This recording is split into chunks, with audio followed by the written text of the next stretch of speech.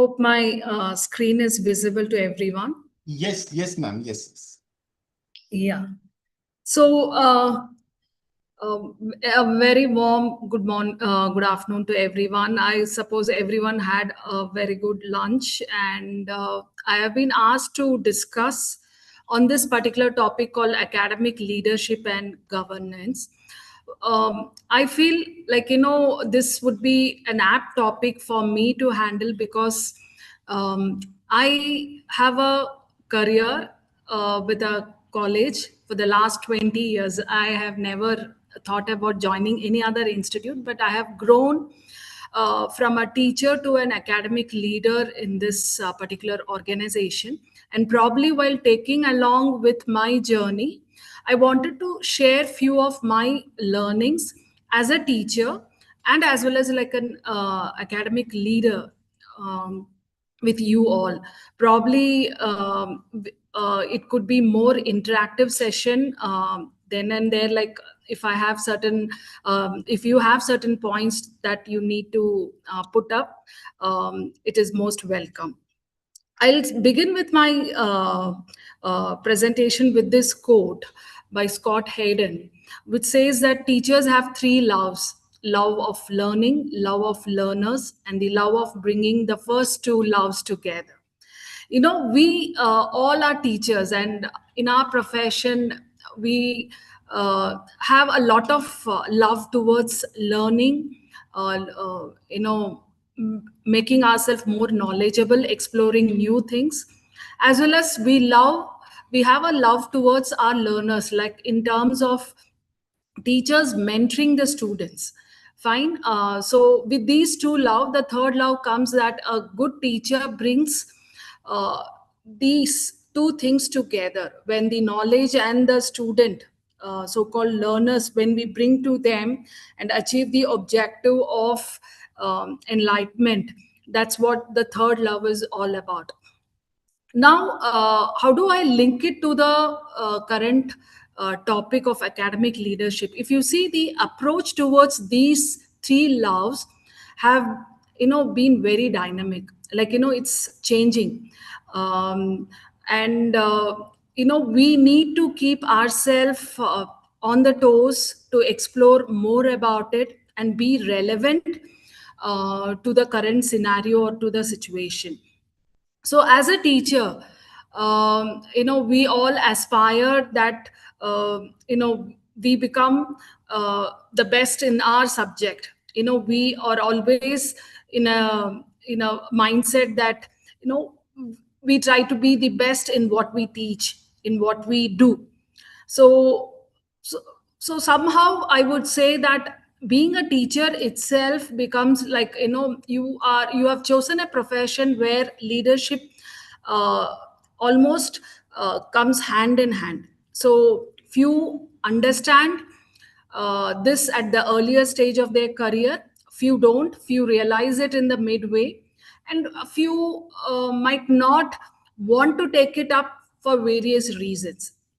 So here I just want to ask you all as a teacher, out of these three loves, like love for learning, love for learners, and the love of bringing these two things together, which one do you think is more challenging for you?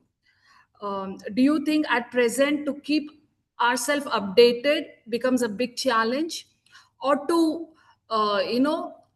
bring the students and engage them becomes a big challenge, or to bring our knowledge and the kids together, that becomes challenge? So I just want a few inputs over here as to, like, how do you see yourself as a challenge, any of these three loves as a challenge? Can anyone speak up? Yes.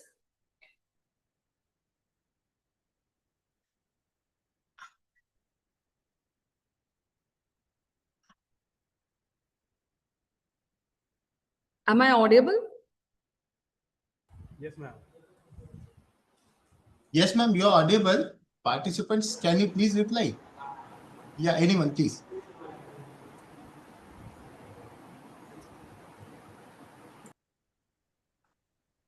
Yes, madam. Yeah, I just want to understand which is more challenging for you people right now as teachers, like whether to keep yourself updated or connecting the learners and your knowledge. What is more challenging today? Or you find comfortable in all the three?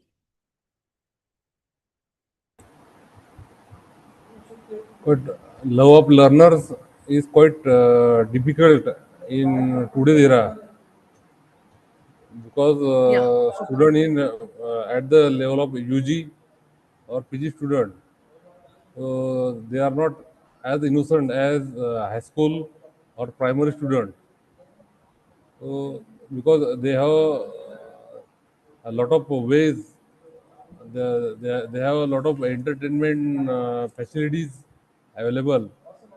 So Yeah. quite learners in rural area, that is also one reason. So this is quite difficult. Love of learners. Uh, So, as rightly told by one of the participant, that to get the love of learners has become very challenging, and we would later address this challenge, because this is very important, because we as teachers, one of our major the customers to whom we serve are the students, and if we don't get that love, or if they don't reciprocate that love to us in terms of what we expect in the classroom, it's really going to be disappointing. So with this quote, let me get into the next thing, that why are we talking about academic leadership at this point of time, where the universities are not just the knowledge centers, they have become an innovation ecosystem. There is a lot of pressure uh, on us, on the higher education institutions, that we need to think about bringing our students at the national competitive level. There should be they should be more of job providers rather than a job seekers, in a country like India, where there are more than 1100 universities, both private, public, all put together, and 43,000 plus colleges, and almost 4 plus crore students studying. It becomes a great challenge for the teachers to adopt and implement those strategies that we had seen in our faculties and teachers. Here I have highlighted two important things: national competitiveness and innovation output, which was given by OECD, that is Organization for Economic Cooperation and Development. So, if you see, when we talk about competitiveness, how do we bring such competitiveness amongst the students? Okay, if you become a normal subject teacher, you have a lesson plan in order, you go, you teach, and you give assignments, you assess the students, and your job is done. But do you think that such a work profile would suffice to today's competitive world? No. There is something called critical thinking. There is something called design thinking. The student should be able to ask questions and understand the concept and apply it. Then he or she becomes competitive. So it is a great challenge for a teachers like us at the initial stage, when we become a subject teacher, where we are given 4 to 5 subject in a semester to teach, and every subject we need to deliver the best. I think the pedagogy at large is going to get shifted. And there comes this is a time where every teacher, whether you are a 6 months old employee, or a 6 years old employee, or 10 plus year old employee, all we need to understand is where we are heading up to, where this journey is going to take us. So this is where the academic leadership is going to matter a lot. And this particular session would actually take you in a journey that how do we have a vision of not only being a good human being, a good teacher, but also building up institutions or the organizations where we work in. So, the first and foremost, as one of the participants spoke about love of learners, what we have found out is the modern day learners have changed a lot. Okay. Earlier days, teachers were the source of information. Teachers used to teach, and the students used to refer textbooks to access to information. But now it is not so. Information is all over. You don't require a teacher to share those information. So information access has become a great challenge. So why should a student come to a class to attend your lecture? So they expect more than what is being there delivered. So there should be he should feel related to what is being taught in the class. The second important consideration that we have to think about the modern day learners is the learning style. Gone are the days when we are thinking that using PPT or a video would suffice. It is not so. It has become learning by doing. So if you are going to teach them, say for example, blockchain, then you should be telling the student how UPI works. Or if you are going to talk about teach students about banking, then probably you should be talking about right from how the bank operates on a day-to-day basis, how a check needs to be filled up. It's more about experiential learning. Okay, so learning by doing. And third important thing is motivation. So this is a very challenging one as to how you motivate the students to come to the class regularly, attend the class, and make sure that he takes up whatever information or knowledge that is being shared. It's a very challenging one.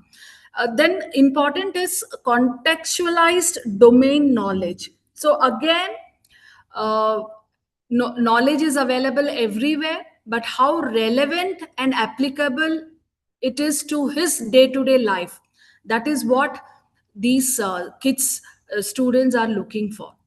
And the next important consideration would be engagement.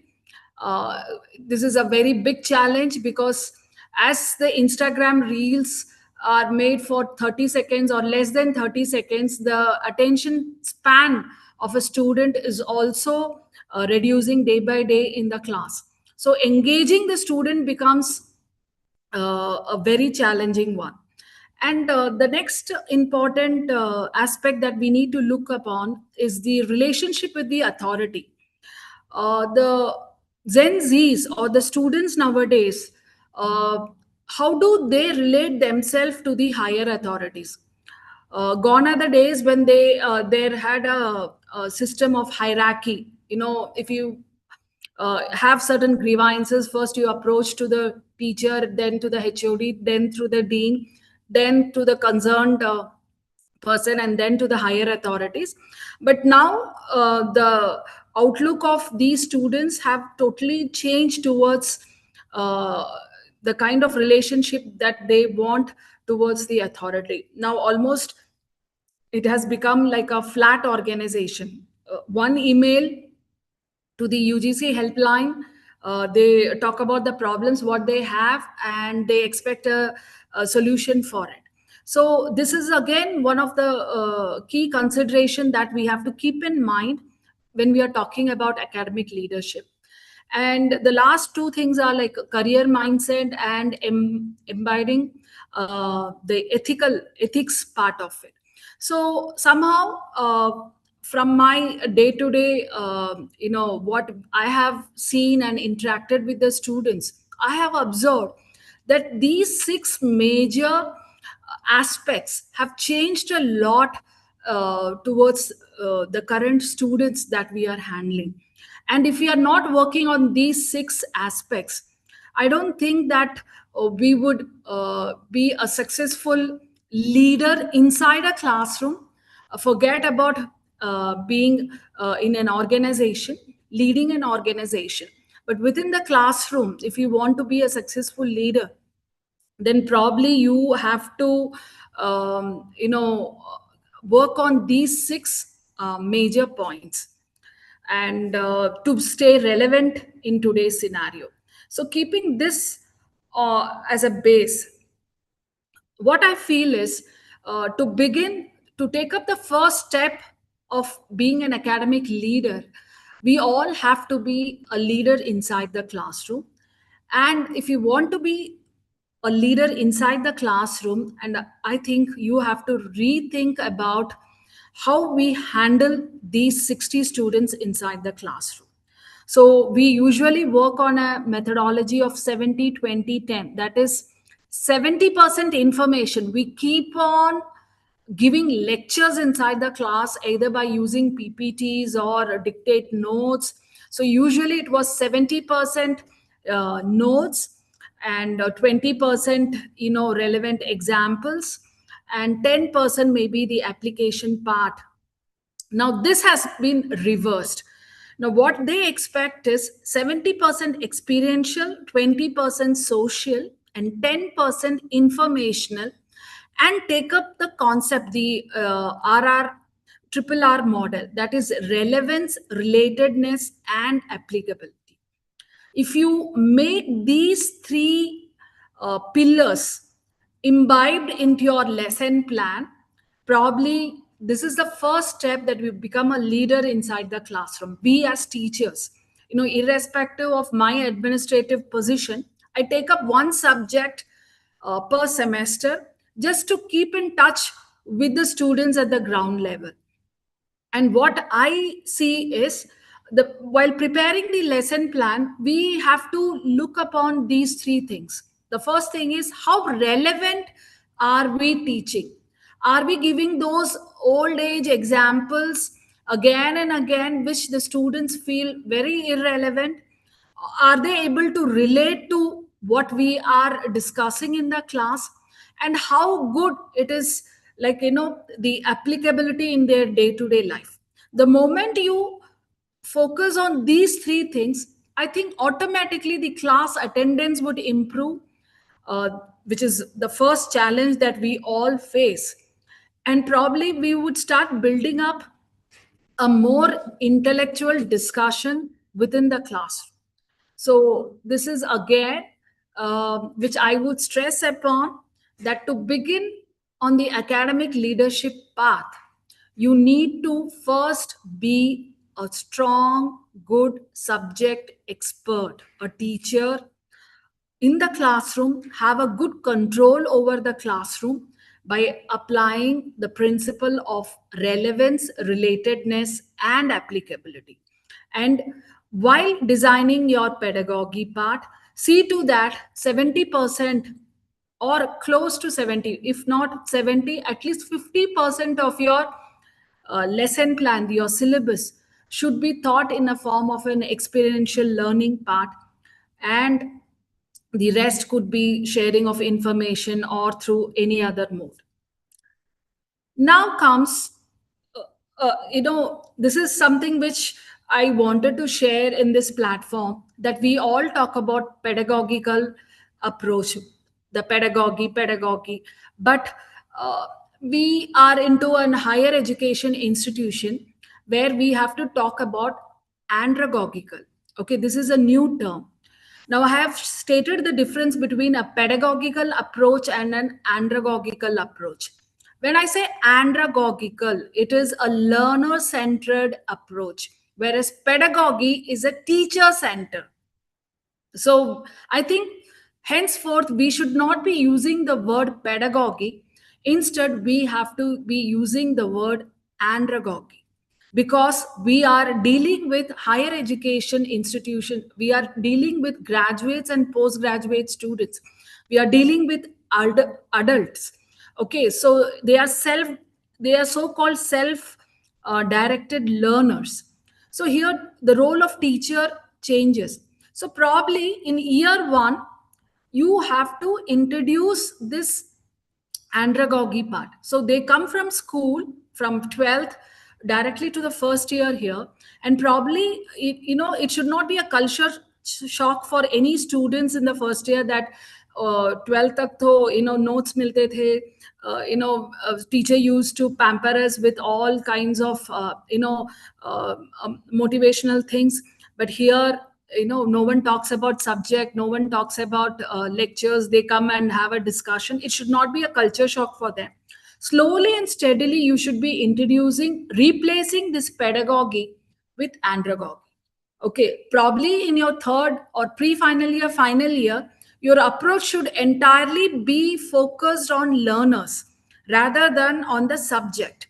Why a particular subject has been introduced in this semester, and from there on, you should focus on the problems related to that particular subject and what kind of solution and application can be discussed. So this is one way of a change in the mindset would help you to take that first step towards academic leadership. Yes. So when we talk about academic leadership, it is something like from my subject to my institution. Fine. As I told you, I have spent last 20 years in the same organization. I started off with an assistant professor of teaching marketing to BBA students in year 2005. Fine. So from there to a journey till here, heading one of the universities of our group here, sitting at Sai Kheda, Madhya Pradesh. I'm just trying to share my journey through this particular slide as to how do one have a vision of climbing the ladder towards academic leadership. Now, majority, I would say, would get stuck in the third level, you know, for many reasons. It could be personal reason, it could be because of an organizational policy, it could be because of a qualification, it could be many reasons. But majority of them come up to the level 3, and probably the level 4 and 5 seems to be little challenging in any organization I have seen. So I would rather say that if we plan out, if we have a roadmap, a timeline, definitely one can think about climbing to this particular path and becoming an academic or holding an academic leadership position in your organization. So as I told you, the step one is always being a subject expert, having a hold on your subject is the primary I would say the responsibility of a teacher. Then once you have the mastery over the subject, it's not enough. It's absolutely not enough. I have seen people with good research background. They're not good teachers. They cannot, imbibe the knowledge that they have to the students, make it more easier for them to understand. I have seen a lot of researchers having this difficulty. So it doesn't mean that if you're good in your subject you become a good teacher, never. But definitely you can try to be an effective teacher by having a good pedagogy, andragogy in place, and having good engagement practices in the classroom. Probably when you start uh, taking students for their holistic growth, probably that is the first seed that you implant for being an academic leadership path. So probably at the level 3, when you become a mentor not only for the students to whom you teach, but also students at large, when you think about their growth, when you think about after their college life, when you think about their career path, when you give them the guidance, there is a stage. This stage is actually becomes a very crucial step in your career, where there comes a point that yes, you need to take a decision as to whether I would stop here or whether I would definitely identify my strength, and from there I would climb up to the next level of being a program coordinator, or being part of a centralized team in your organization. It could be an IQSA committee, or say a student grievances committee. It could be any committee that you are part of it and contributing towards building up your institution. And of course, once you are well versed on that, you tend to become an academic leader with a vision, having thought about governance and institution building. And this is how an individual contributor travels through the part of becoming an institutional builder. And I think every one of us, every teacher should envision this path. Okay, there are many. The main problem in our ecosystem is we are just implanted directly inside the class and given this job of teaching. And we are not given an ecosystem or a proper orientation. Probably it differs from organization to organization, that any newcomer who joins an institution has to be given an orientation about all these things initially, that what we are doing it, and include the organization culture also. All these things are very generic if we don't consider the organization in which you are working, its culture, its vision and mission. So probably this is the part that one can think about if you are thinking to take up academic leadership positions in your organization. Well, leadership, is there any difference? Yes, definitely there is a difference. A leader is an individual, as I told you. So in a class, a teacher is a leader, definitely, because formally we are given that position of controlling the students, managing them, engaging them. So leaders are usually the individuals who is perceived by the group of members that they have a position. So either formally or informally, they are assigned or delegated or emerged. So we see often individuals emerging as a leader whenever there is a crisis. Someone comes and helps, and they emerge as a natural leader. So either formally or informally, a person could be perceived as a leader. But leadership is a process of influencing the group. So leadership is a process. So leader is an individual, leadership is a process. So we should always be thinking about the process.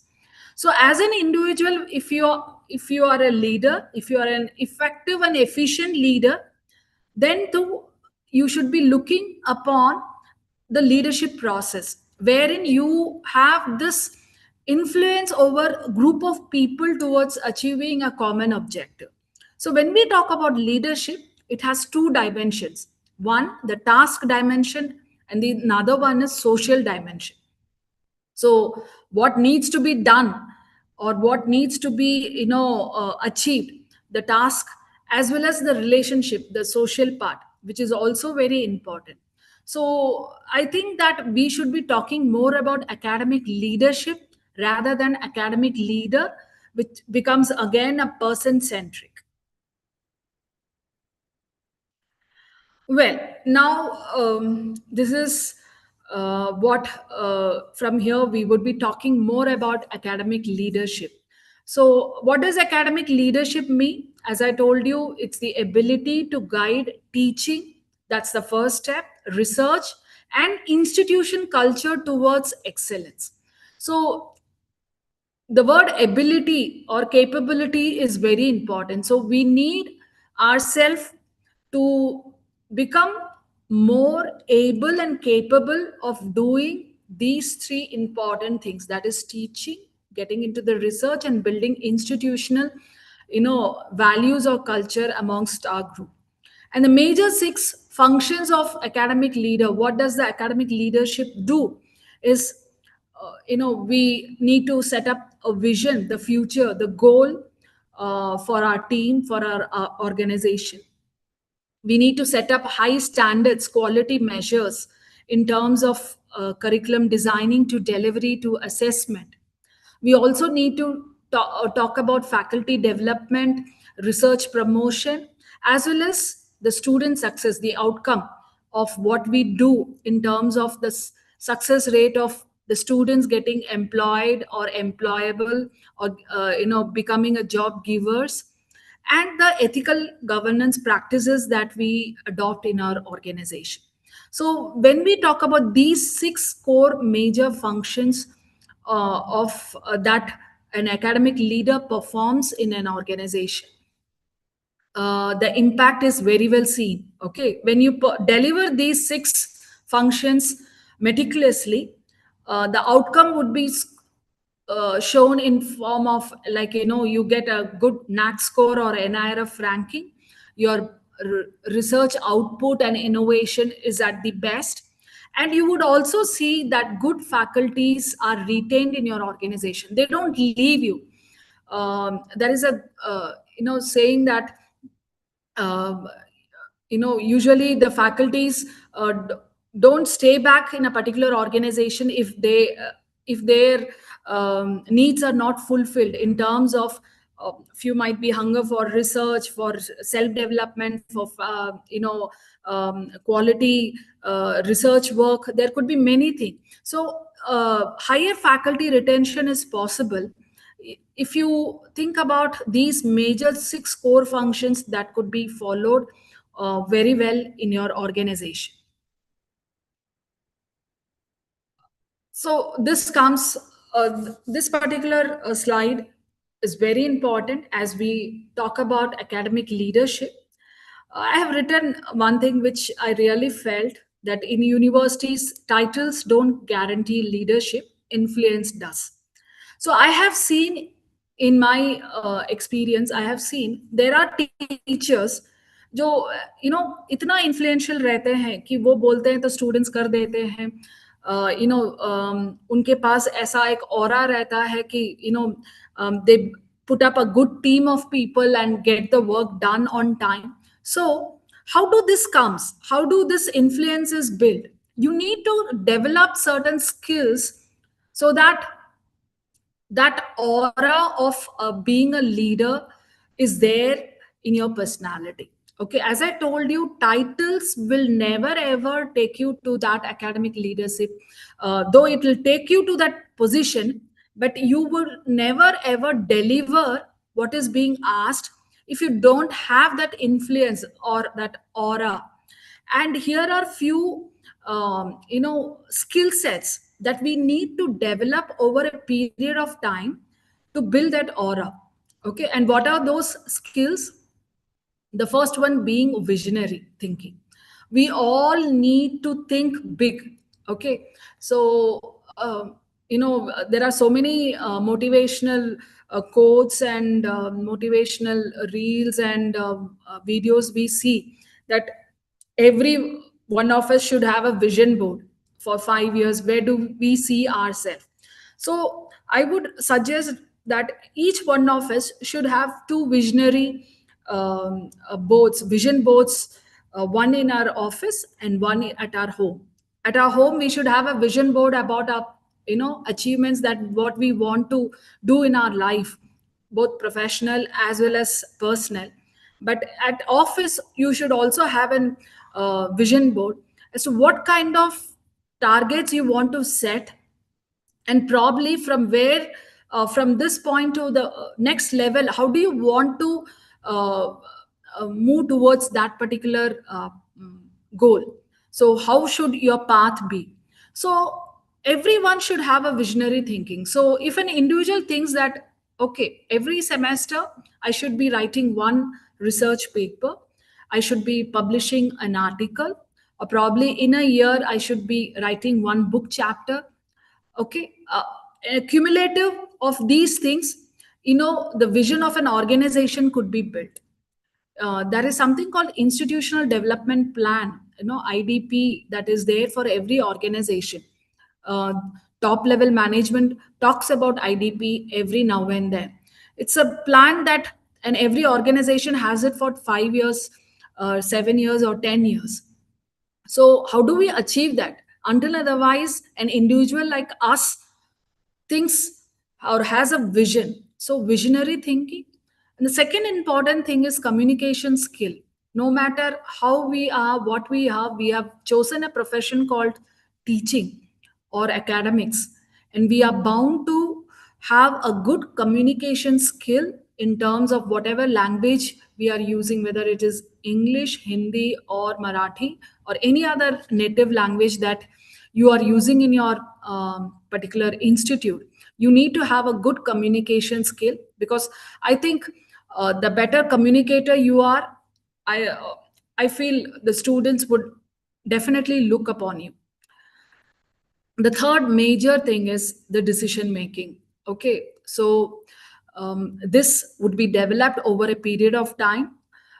If you are a junior staff, if you are a new entrant in any organization, you are not given that much of decision making power, probably related to the department. But definitely the decisions that you take up with relevance to your subject and to your students is going to bring a big change. So you should be definitely trying out some new methods, taking up certain out of box ideas, and should be implementing in your classrooms, in your departments. If you are an HOD, definitely you should be thinking some decisions that no one expected. So this might bring in certain inner synergy in your place. Fourth, very important thing, which Harvard Business School has also talked about, is empathy and emotional intelligence. In academics, especially I'm talking about academic leadership. If you want to be an academic leader, or if you want to head a department, an organization, what we are looking up is the most important quality is about emotional intelligence. How important and relevant it is there are various instances where you need to take some rational decisions, okay, and wherein certain emotional part is also involved. Okay, so which side do you take? What decisions you make? What impact does it create? So empathizing the other side of the party, like the other party, or empathizing the students or the teachers or your colleagues, and taking up decisions do matter a lot.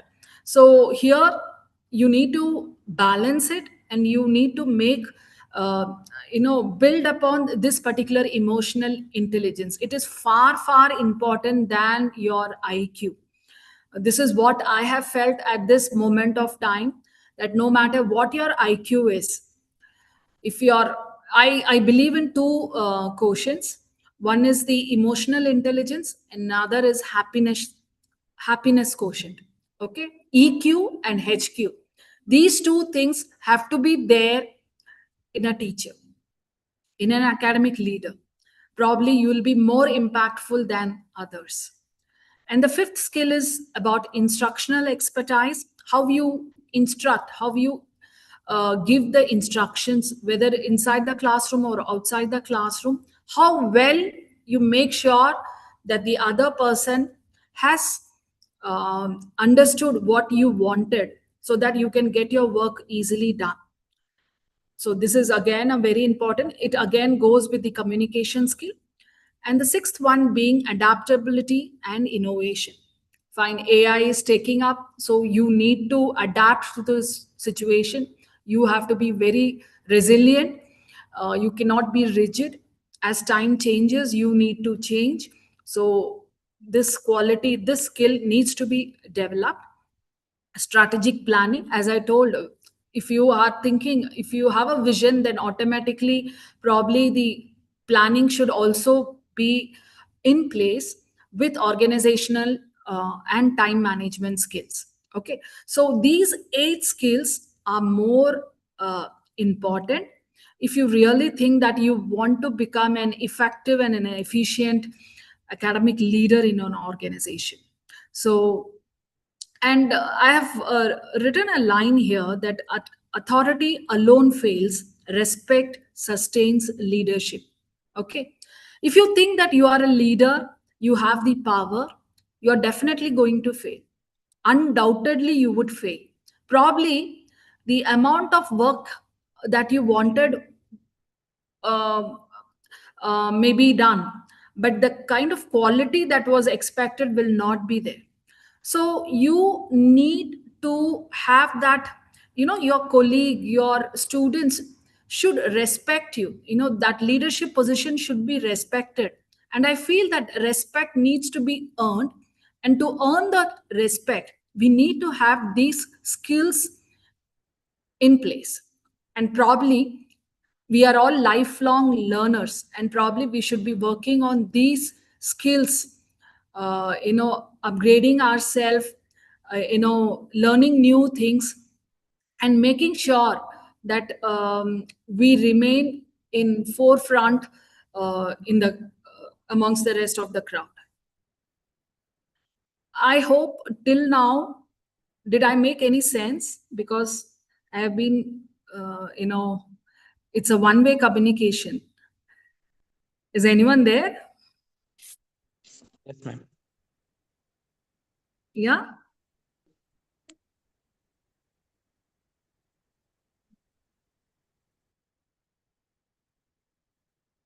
Hello?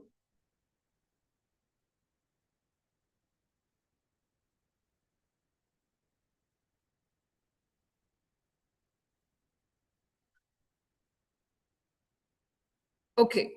I'll just have a break, and I wanted to ask you, the audience, few questions which I had in mind. Number one, how many of you want to be an academic leader?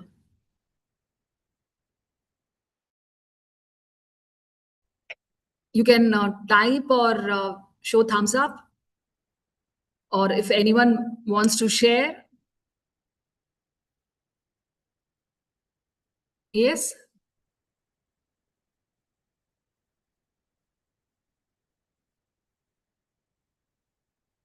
Does everyone wants to become an academic leader?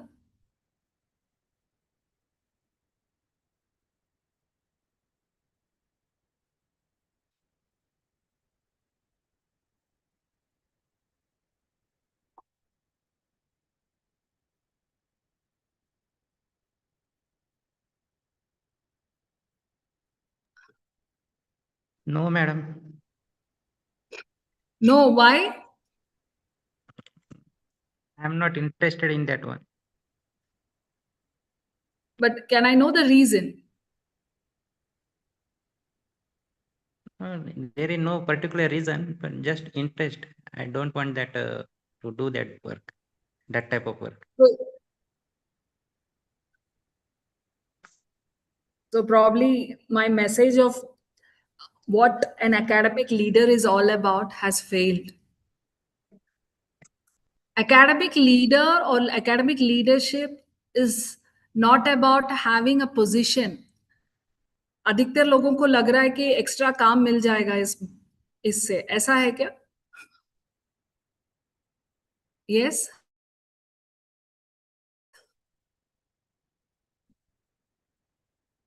Is that so?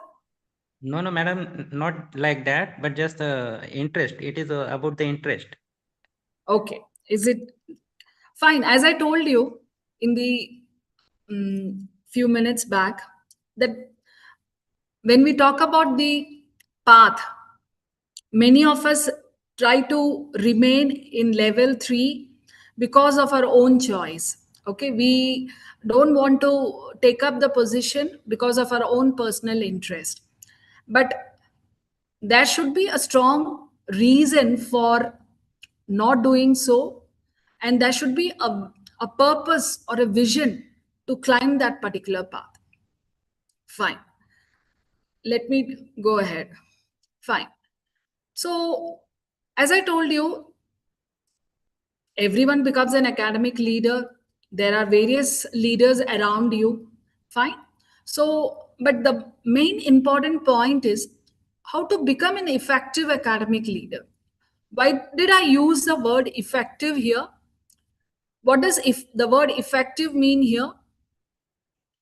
You're not just an academic leader, but an effective academic. When I use the word effective, it means having an impactful leadership in your organization. That's very important. Okay. So, how do we become? So, we talked about having skill sets. Okay. We 8 important skill sets in which emotional intelligence stands first. Apart from having a visionary thinking, good communication skill, you should definitely have those 8 skill sets. Apart from that, this we have a leadership competency model has been developed, wherein it talks about how an ordinary person can become an effective academic leader. So here the first step would be starting with self.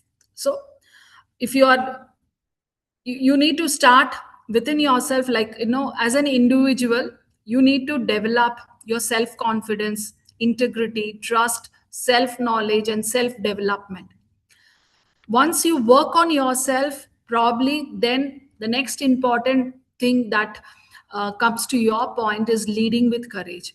So here when we talk about starting with self, I always tell my teachers that once you enter the class, you, as a teacher, he or she is a hero or a heroine in front of the students. You stand there for 1 hour delivering the lecture, and you need to give your best shot, because student sitting there is observing what you're talking, how you're talking, how you're delivering, your assessment pattern, your tone, your actions, everything is being looked upon by the students.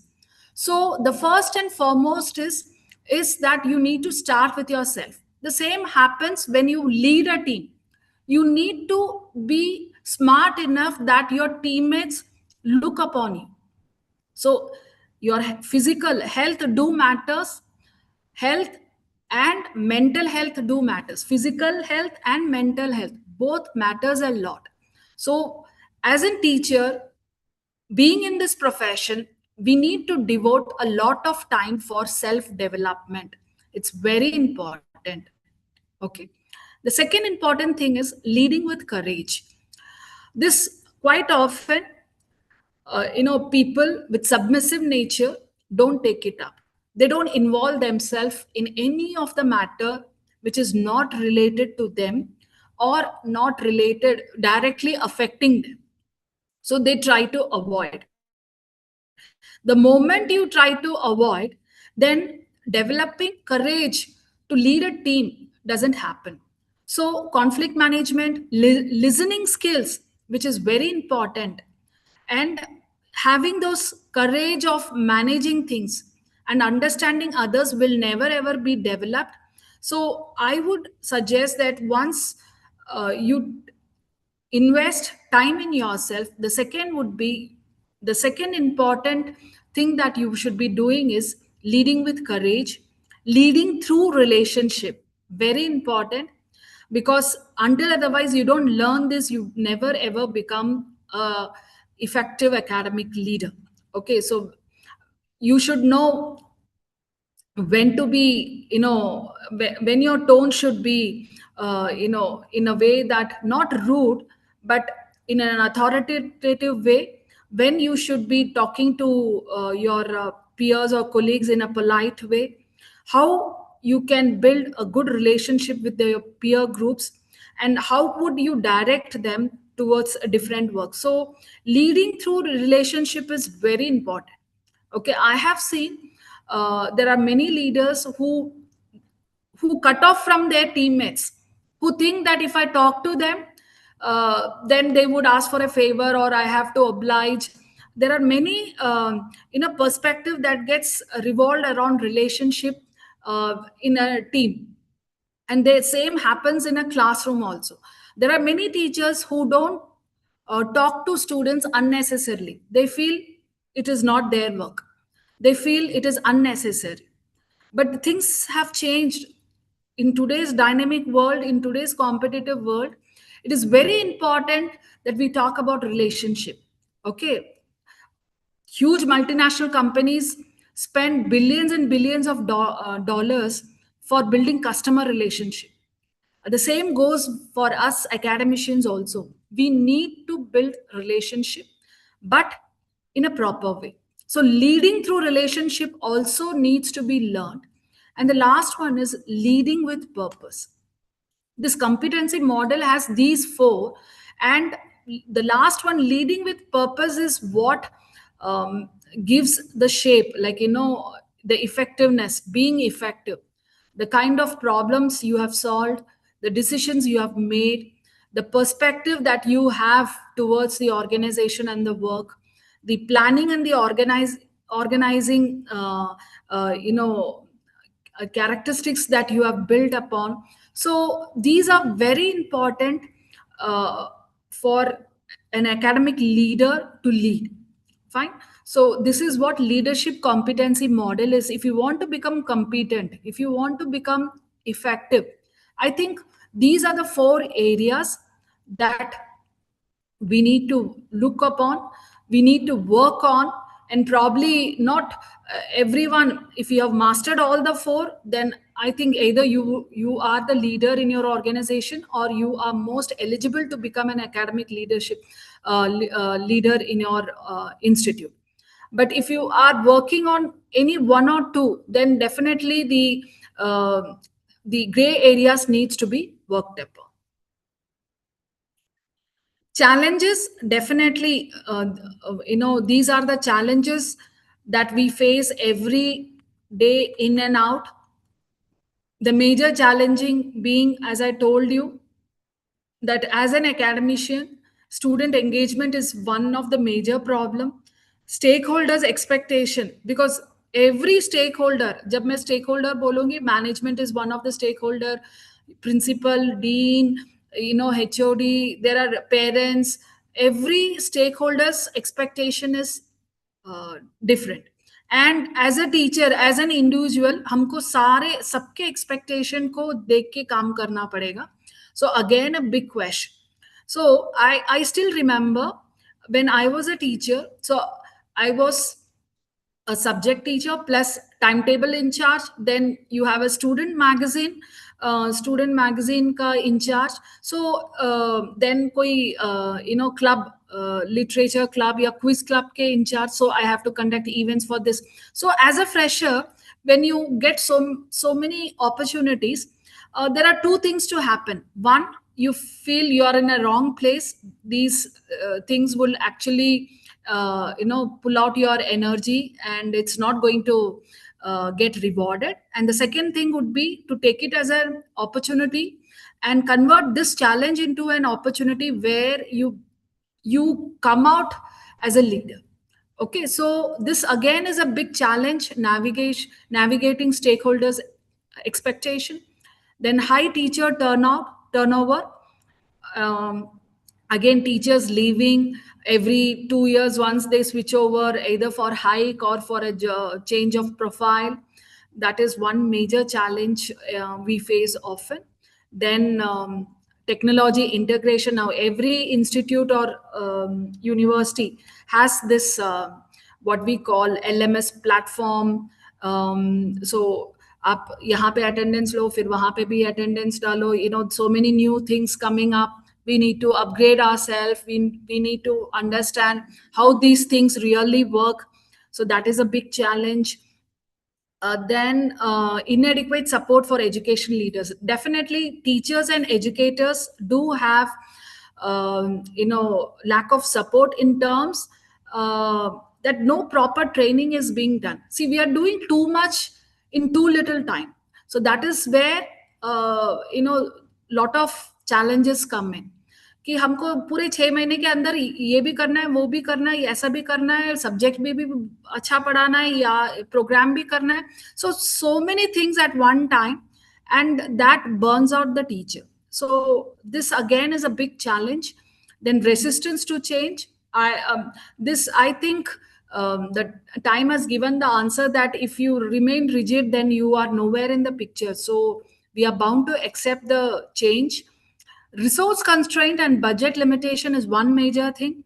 I myself, we are part of, being a private university, we do have a budget constraint. तो जैसे हम चाह रहे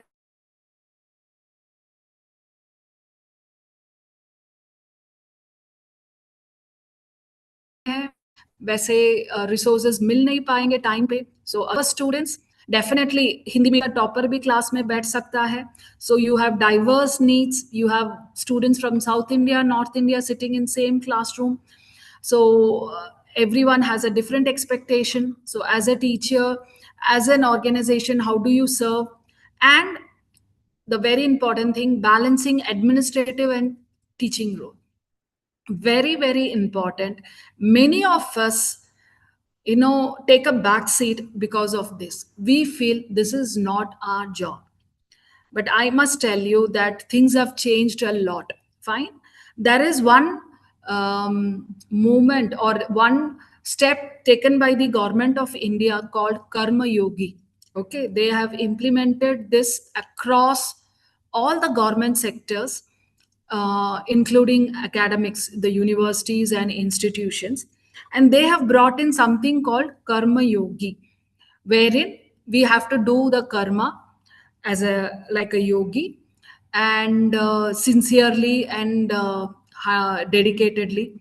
So how we are going to deliver that again is a big challenge, because we as we are human beings and we do have certain limitations, but balancing this administrative and teaching roles is a huge challenge in the current educational ecosystem that is there in India.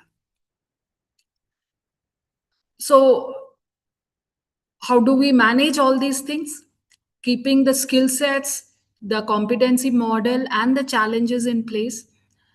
I have jotted down the 4 important practices or actions that you should immediately take up if you want to practice academic leadership. I have used the word practice because undoubtedly, whether you are an assistant professor or a dean, if you start practicing, you are halfway through.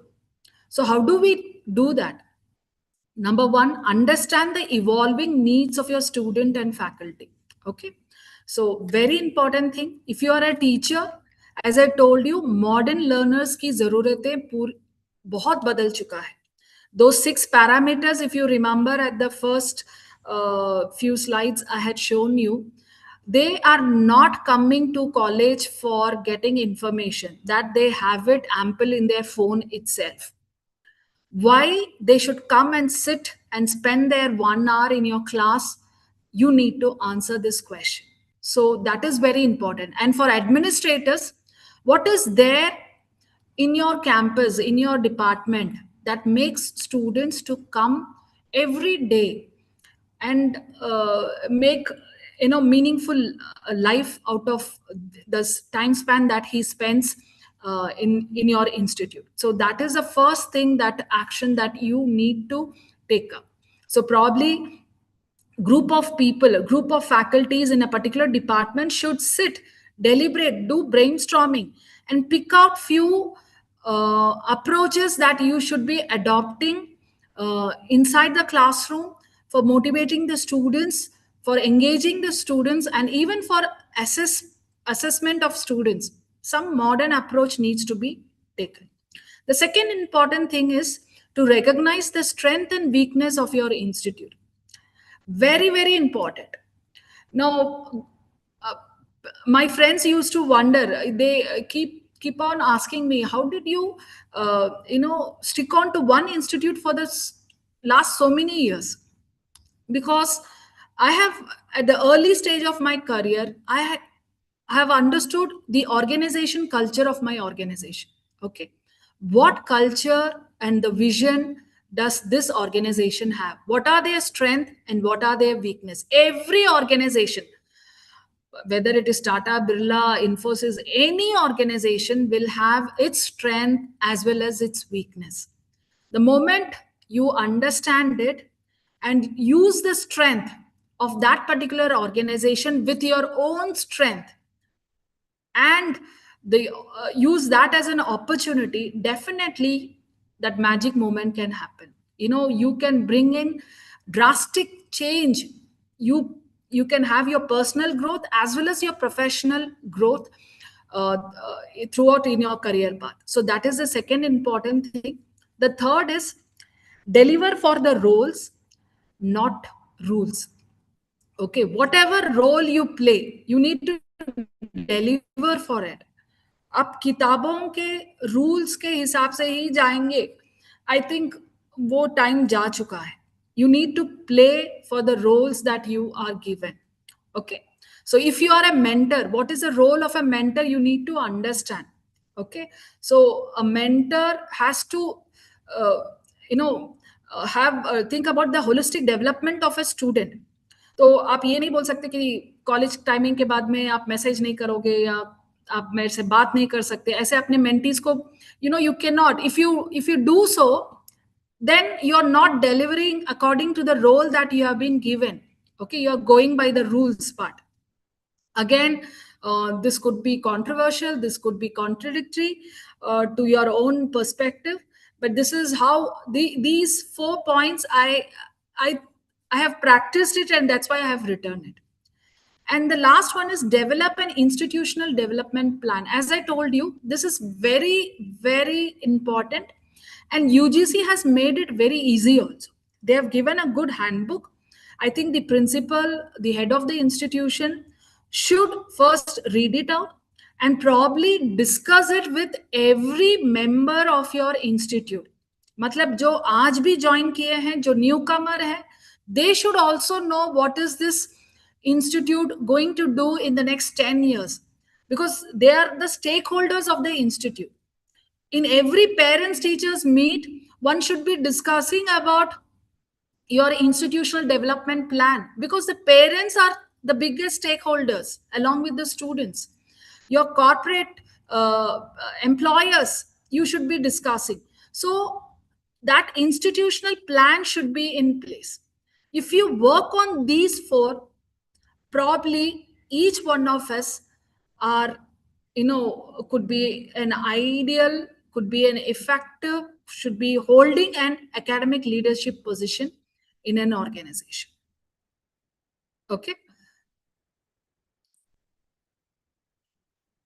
I just wanted to include this because digital impact कहीं ना कहीं हम ignore कर रहे हैं at the leadership position. Maybe because of the age factor, as we grow in the ladder, probably 45 plus ke baad, when you come to the position, many of us ignore the digital. Nowadays, what I say is AI. So definitely one should be well versed with the use of technology in terms of many things. The first important thing is decision making. We all work on data. So you should be in a position to understand how to manage and work on these data. What are the different tools? So probably the decision at my level, at our position level, it is all data driven. So अभी अप्रैल मई में admission का शुरू हो जाएगा season. You need to understand which area from where the students come most, what kind of background does the student have, the students who are joining our institute. There are many things based on which we can make certain important decisions. So data driven decision making is possible. Digital communication tools, मुझे लगता है आजकल notice board college में has become obsessed.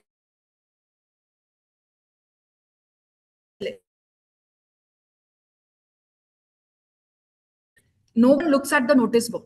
It's all the communication nowadays is on, it goes through WhatsApp channels. So the communication tools have changed. So are we into the right track? Fine. Whether it is legitimate, whether it is secured, the platform that we are using it. And I see majority of the students during the before examination, I don't see them reading books or notebook. They are scrolling their phones to read notes. I have always told that no matter how advanced we become, the notes have to be written by their own handwriting in their notebooks. But again, things have changed. Communication tools have come up. The third important is online teaching and learning platforms. There are many, and definitely we all know that we are part of it. Like, we learn through Swayam, NPTL. There are many other platforms that we take up. Then we have advanced administrative systems. Every university or college do have their own LMS platforms. Artificial intelligence and automation. Yes, this is one thing. Very very important. हम train teachers को subject में train करें या ना करें, हमको artificial intelligence पे training देना जरूरी है. सो जितने भी पार्टिसिपेंट्स इधर हैं, you all have to make sure that you know different AI tools. They are so good and so important कि मतलब नहीं तो आप पीछे रह जाओगे, क्योंकि बच्चों को ये आता है और अगर हमको नहीं आया then we are lost. So there are very good tools wherein you can take up quiz, poll feedbacks, make some good presentations, take up make some videos. There are so many things, so you should all be well versed with use of AI. Then definitely cybersecurity and data privacy, which is again important at the leadership position.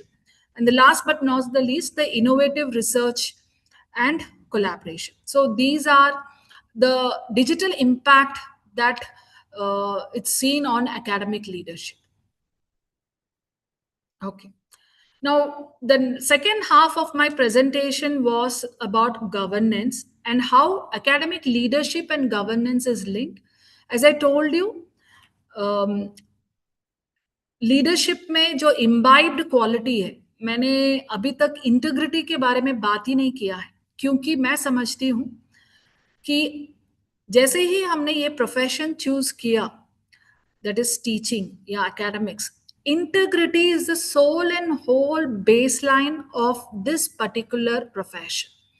This is by default that we all should have imbibed in our character, in our personality, that goes hand in hand with our different profiles that we hold up. So while taking up this academic leadership positions in your organization, governance do come in place. Now, what is governance? Governance is nothing but it is set of a framework of rules, policies, and accountability.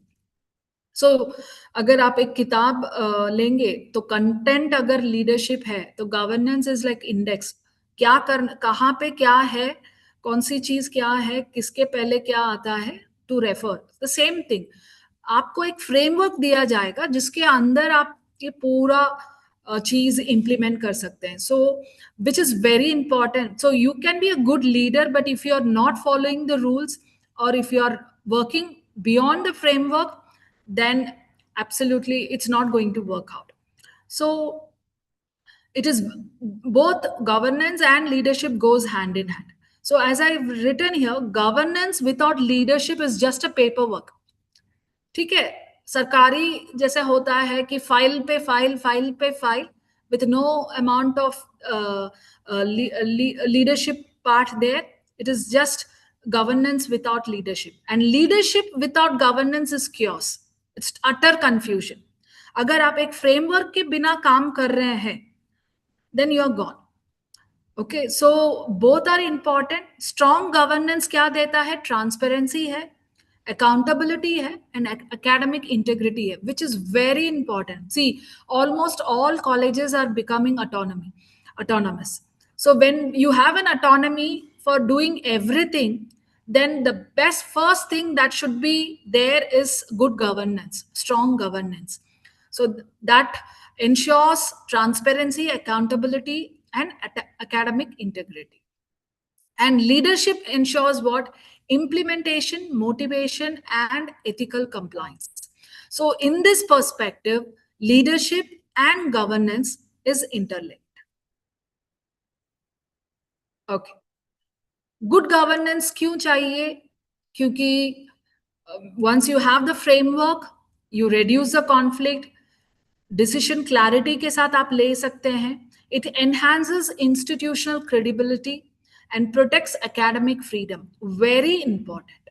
Whereas poor governance say, again, lot of confusion. People say favoritism chalta hai. It reduces the morale, and always an organization which has got a poor governance, people don't stay for a longer time. So there is an increase in attrition rate.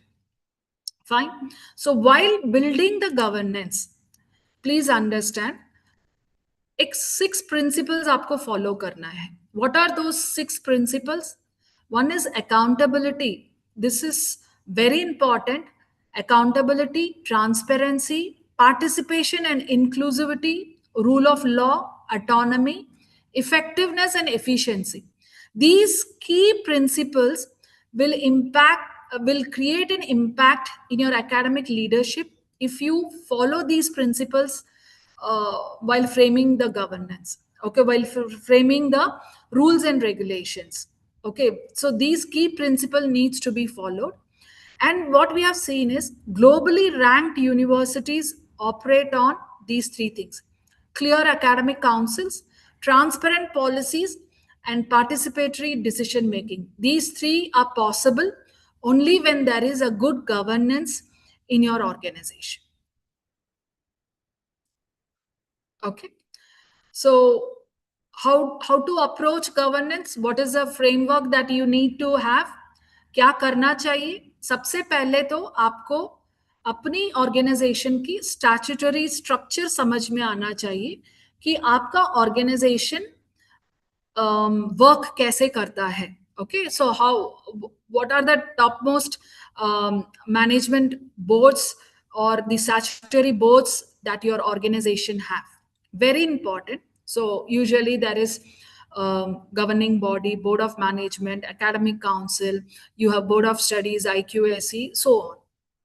Then you have to read your institutional statutes and regulations. Very important. Your institute or organization will have their own rules and regulations. So as a vice chancellor, I have to read and understand the statute of this particular university. What does it state? What does it have in place, so that I can take up decisions accordingly. Third, participate actively in committees. So there are n number of committees that an institute has. Okay, there are student grievances, disciplinary, okay, sexual harassment. There are so many committees, so you have to be actively participating in these committees. Use data for decision. This is where the use of technology or AI comes in place. So it is all about data driven decisions. Okay, so कुछ भी हवे में हम बात नहीं कर सकते या डिसाइड नहीं कर सकते. We need to have proper data, and for that you need to document everything. So hard copy, yeah, soft copy, whatever. So documentation is very important. And encourage shared governance, which means that make it more participative, make it more what do you say, make everyone understand what is what. That is very important. So by doing so, the faculty should be able to move their mindset. Compliance है, compliance है, यही करना है, ऐसा बोला है, ये mindset से ownership mindset में shift हो सकते हैं if you have these approaches towards governance. So from a compliance mindset to a ownership mindset, which is very important, because I have come through that journey. बड़े-बड़े file बनाने, NAC committee आ रहा है, ये आ रहा है. No, we all have to prepare big files. So the mindset is always compliance है, करना ही पड़ेगा. So that is not a good thing. Okay, so from that mindset to being into an ownership mindset is what will be more impactful. Okay, this is my last slide. So how I want to end, as I told you, governance is very important, and we have discussed how to take up the path of getting into an academic leadership. but we should also understand that this situation is very dynamic in nature. Okay, so these are the lines which I thought uh, we all need to discuss and deliberate.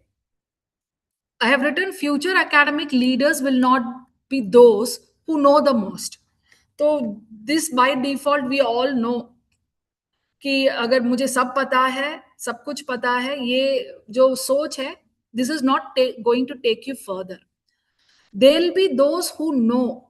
तो कौन आ सकता है? Who can be in the forefront is one who knows what to automate. हमको ये logically बहुत important है कि कौन सा काम हम ऑटोमेट कर सकते हैं, कौन से काम के लिए हमें चैट जीपीटी यूज करना है और कौन से काम के लिए नहीं. It's very very important. If you all think by using chat gpt I can make presentation in half an hour before the class and take it and deliver it in the class, you are wrong. You are absolutely wrong. There is no creativity in your class there. Okay, so you should be in a position, you should have that wisdom to know what to automate. The second important thing is what to delegate. कौन सा काम दूसरे को देना चाहिए ये भी आपको पता होना चाहिए. And the most important thing is what to deeply think about. किसके बारे में आप अपना टाइम और एफर्ट सबसे ज्यादा डाल के देखेंगे, because this is what will take you to the next level. आप जहां पे भी हैं उसके ऊपर अगले लेवल पे जाना है. तो I think these three things ये मैं अपने लिए भी अप्लाई करती हूँ कि अगर मुझे आज से कल बेहतर बनना है, so I should be using most of my time thinking deeply about what makes sense to my current role and how do I deliver value for my stakeholders. Okay, so I end my presentation by saying AI handles repetition. You need not do the repetitive work. You need to understand, you need to have the wisdom of knowing which is repetitive, which is boring, which doesn't need your presence. And you have to put in your effort to building vision, having a vision and building your institute. With these words, I wind off my presentation. Thanks a lot for giving me this opportunity. I don't know whether I have fulfilled my part and whether I was able to deliver any quality points to you all. Thanks for the opportunity. Thank you. Thank you, ma'am. Thank you so much for such a wonderful session towards this leadership and academic governance in the higher education. We are really thankful to you, ma'am. We have elaborated our concept. If you could permit, can we take a couple of questions, ma'am? Because Yes, sir. near about 43, 44 participants are also joined through the YouTube. This program is live streaming. And Okay. some questions in the chat box is there. So before that, participants, is there any questions from your side? Either I will take the questions from the YouTube. Anyone? किसी के कोई अगर प्रश्न है तो they can directly ask to Professor Meena ma'am. Please, anyone. Yeah, I think I will take the questions from the YouTube. Ma'am, two specific from the YouTube. That first question is directly related to the institutional leadership, because the question and ultimately the UGC regulation that has been come into the force and that has been placed in the abeyance by the Honorable Supreme Court with regards to the equity. As you know that the institutional leadership, there are the discriminations between the institutional leaders on the basis of gender, on the basis of casteism. So what will be your opinion? Because being a be the lady faculty or the female faculty in the institution, you know might be very well what kind of situations are there with the female faculties in the institutions. They are always discriminated with the different aspects.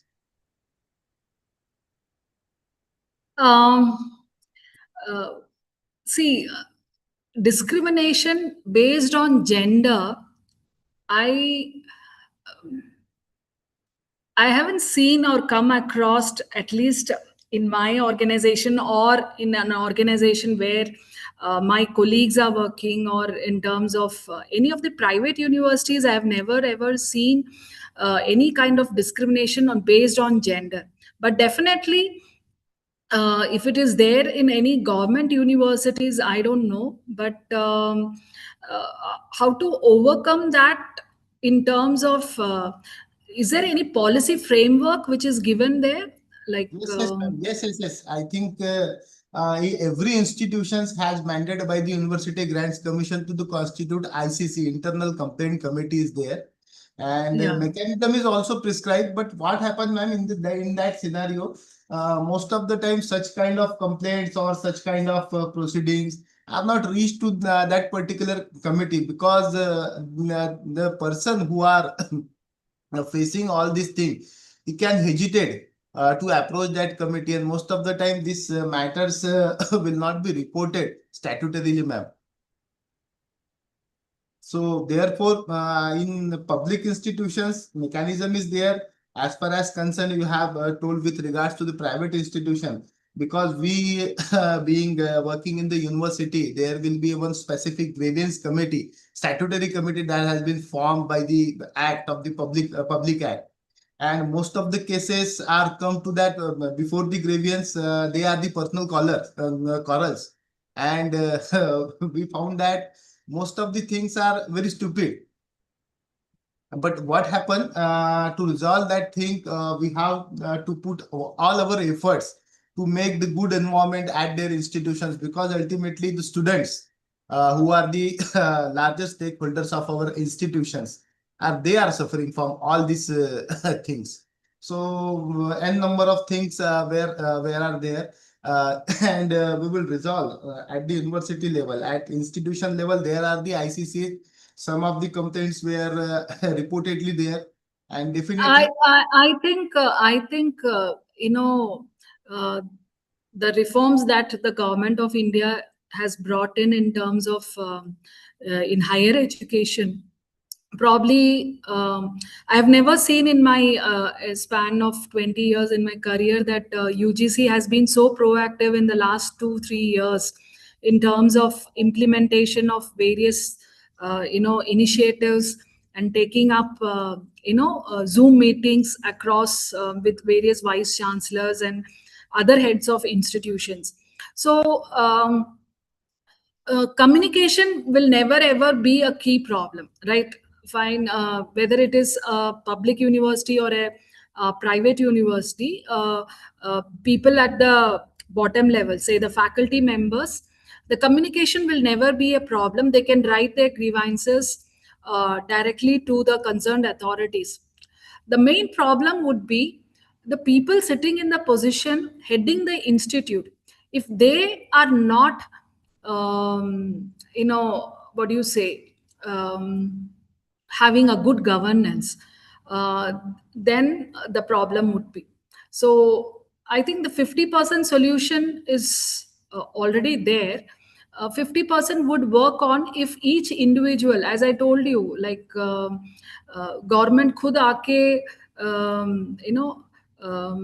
कर्म योगी का जो ये है, they are spreading awareness amongst all the government officials across various departments. So what is a message, hidden message, a message or intention of such a word that they have coined, karma yogi? It means that they want all of us to work selfless and probably have the integrity at the highest level, so that it brings in more transparency and equality or equity at large.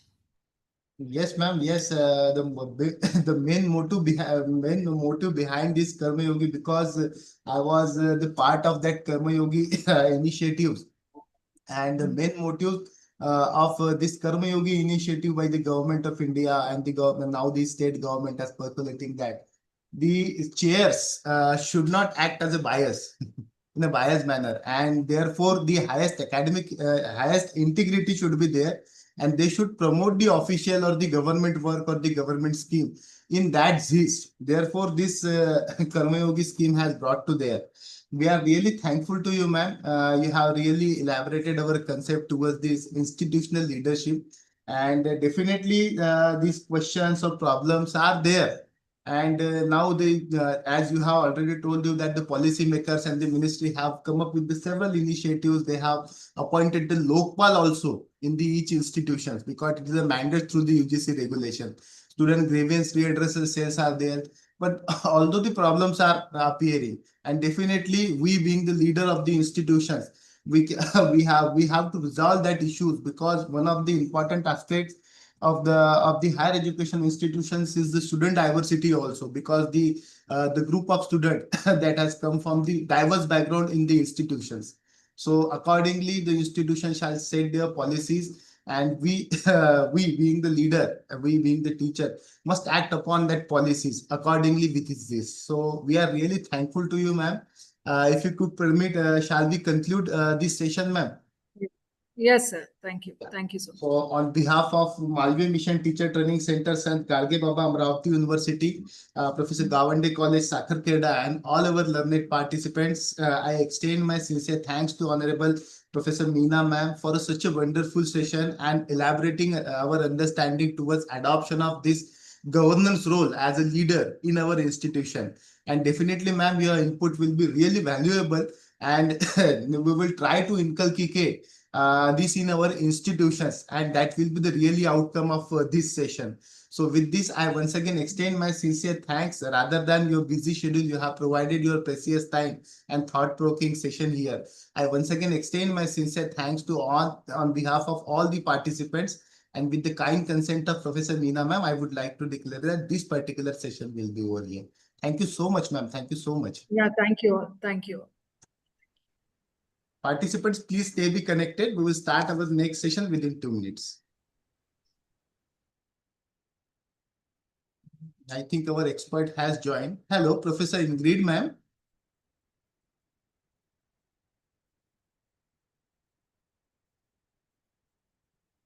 Hello, Professor Ingrid, ma'am.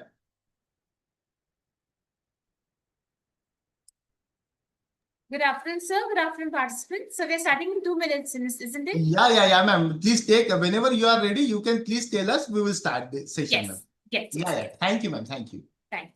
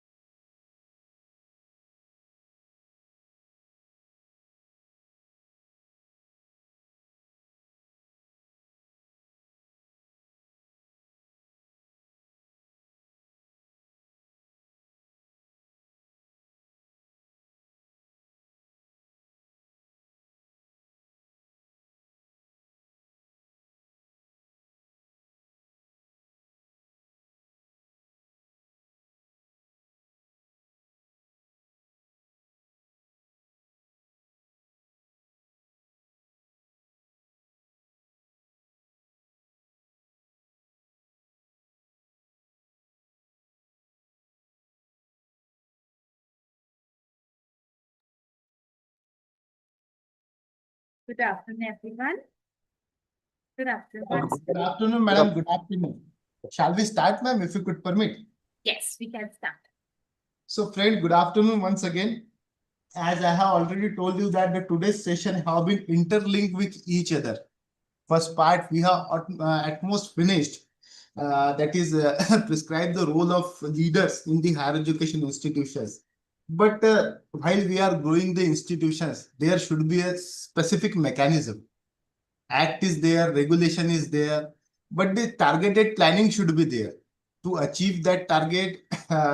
Because the targeted planning should always like as that to set our agendas and objectives, and to achieve that target some mechanism should be there, and how it should become. So UGC has that, the policy makers has prescribed that mechanism, that is the institutional development plan in terms of institutional governance and management.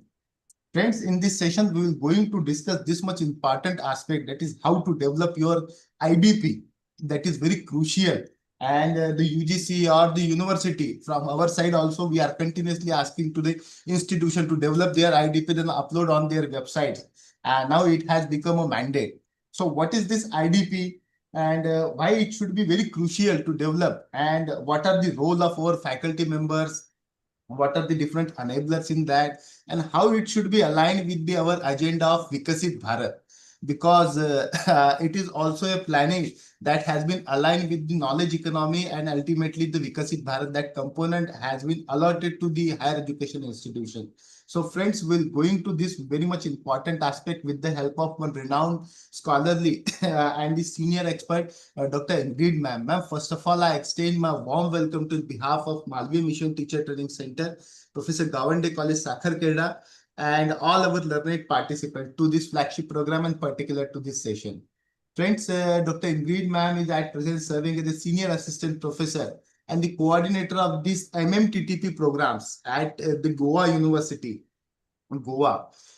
Being the faculty of this Malviya Mission Teacher Training Center, she has the similar responsibility on her shoulder, and she has instrumentally engaged in the faculty development, continuous faculty development through the different initiatives. He has designed and executed a number of faculty development programs, faculty induction programs, refresher courses, short-term training program, and particular to this, that is the NEP orientation and sensitization program. Through that, she has trained these thousands of teachers across the country. Most of the participants are personally known, Dr. Ingrid ma'am, because many of you have attended the sessions or attended the courses at the Goa University. Because it is a really great place, and people are always like to attend the courses at the Goa University. Friends, rather than these things, Dr. Ingrid ma'am has continuously engaged in the teaching learning, as well as the governance role in the university. She has been engaged with the board of studies also, examination, research work also. So friend, this is the brief introduction with regards to Dr. Ingrid ma'am. Today she will exchange her thoughts on the very much important aspect that is directly connected with the governance of the higher education and the management, and how to develop this IDP. So without taking too much time, let us warmly welcome Dr. Ingrid ma'am once again. And now may I request you to, ma'am, please start with your session. Ma'am, please. Thank you so much for the introduction, and a big thank you to the host coordinator and the director of the MMTTC, Sandhikati Baba Amarpur University, Professor Atik. Thank you so much for the introduction and for your warm welcome. A very good afternoon to everyone once again, and welcome to this session of the Academic Leadership, Governance and Management. I will be dealing with the topic Institutional Development Plan. That's the sub-theme 2 of this particular theme. So as we go on straight with it, academic leadership, governance and management is critical for an institution to develop on its mandate. So it's very important to have academic leadership. One has to be a good leader in order to have the team working in under your guidance and working in the same vision as you have wanted them to work with. So you have the leadership driving the key initiatives and the mechanisms for performance excellence of any institute. So once you try something good, something that you excel at, you will then do well. You have to try to convert all your weaknesses into strengths, and that will get you to go forward. So an administrator or an academic leader can create conditions that can either break or make an institute. It all depends on everyone. What's the decision taking? If the decision is a good decision taken, then that would make an institute. One wrong move and that would break the institute. But of course, you can always kind of go on, check out the feedback and how exactly what was the mistake caused, and then you can also continue in the forward direction. For effective decision making and exhibiting leadership skills, it's crucial to gain training and enhance one's capacity. So one has to always be in the forward direction of learning and improving oneself. Governance and management are both related to administrative changes as well as the overall institutional development. Hence, equipping with leadership and the right attitude, skill, and knowledge becomes pertinent. So, going on to institutional development plan, it is a roadmap for planning the vision, mission, and the goals of an institute in alignment with the National Education Policy NEP 2020. So, one has to know exactly what direction one wants, what is the final vision that one has for its own institute, so that it can go forward with the alignment of the NEP 2020. This will guide the governing bodies of an institute to devise on its immediate goals as well as envision next year's of an institute. So when we say immediate goals, it's the goals that you are creating right now, what you are going to do right now, how you're going to go forward with the problems that you can see right now. And when we say next year's, envisioning next year, we're not just saying next year, 2027 or so, but we are looking in the far end. We're looking in the next 2-3 years. We're looking in the next 5-10 years. We're looking at in the far end of prediction. A guide for this team work areas for the workforce of the HI is based on a short, midterm, and also a long-term plan. So you say short-term plan, we're looking at it in the 2 to 5 years. Midterm plan will be in the 5 to 7 years. Long-term is in the 7 to 10, 10 to 15 years. So exactly what areas we're looking at it now, or how you're going to go forward, we're going to check this out. So the IDP has its filter of an achievement or success parameters for an institute. Okay. So before we go into this, just to mention what our former UGC chairman had said, Dr. Jagdish Kumar, this happened in the year now 2023. We had this on the 25th of July, UGC had issued guidelines to the Higher Education Institute to draft the dynamic IDP for students and for faculty. So this move comes as a direct result of the rapidly moving NEP 2020 implementation over all the higher education business over the country to boost productivity and innovation in the teaching and learning process. So the guidelines said that it outlines the long-term vision, mission, and objectives, as well as the strategies and actions required to achieve these goals. By adopting the institutional development plan, higher education institutes can achieve effective functioning and growth sustainability, since it provides a roadmap for success, improves the resource management, and fosters a culture of accountability and continuous improvement. Okay, so what do the new guidelines propose? First of all, we have the physical restructuring of campuses. So as higher education governing body is in the process of facilitating a wide transformation of existing curricula and teaching methods, we have these new guidelines that we have, which is a direct influence of the UGC's proactive role in academic and research standards can be enhanced. So we have these where we have the infrastructure getting improved, and you have a good effective communication between the academic, the research, the outreach, the cultural, and the operational activities. That is what we mean to say when we have a physical restructuring of campuses. Emphasis also should be there on artistic expressions. It's not only teaching and research, it's also about you involving yourselves in outreach programs, in cultural activities, in artistic activities. Okay, so we have also healthcare facilities that could be there, as well as well-being facilities, which also not developed only on physical well-being, but also mental well-being, so being the counseling field. Next, we have is a shift to digital methods. In the case of digital methods, right now, we are already shifted to the digital methods, but this is how we can go forward with it by having a roadmap to embrace the ICT and the virtual technologies so that we progress towards a digital university. So by this, one should always have to improve one's learning experiences, increase the moral values, improve the communication, increase the transparency, and have quick decision-making processes so that one can get into the digital methods quickly. Okay. Next is seeking external funding.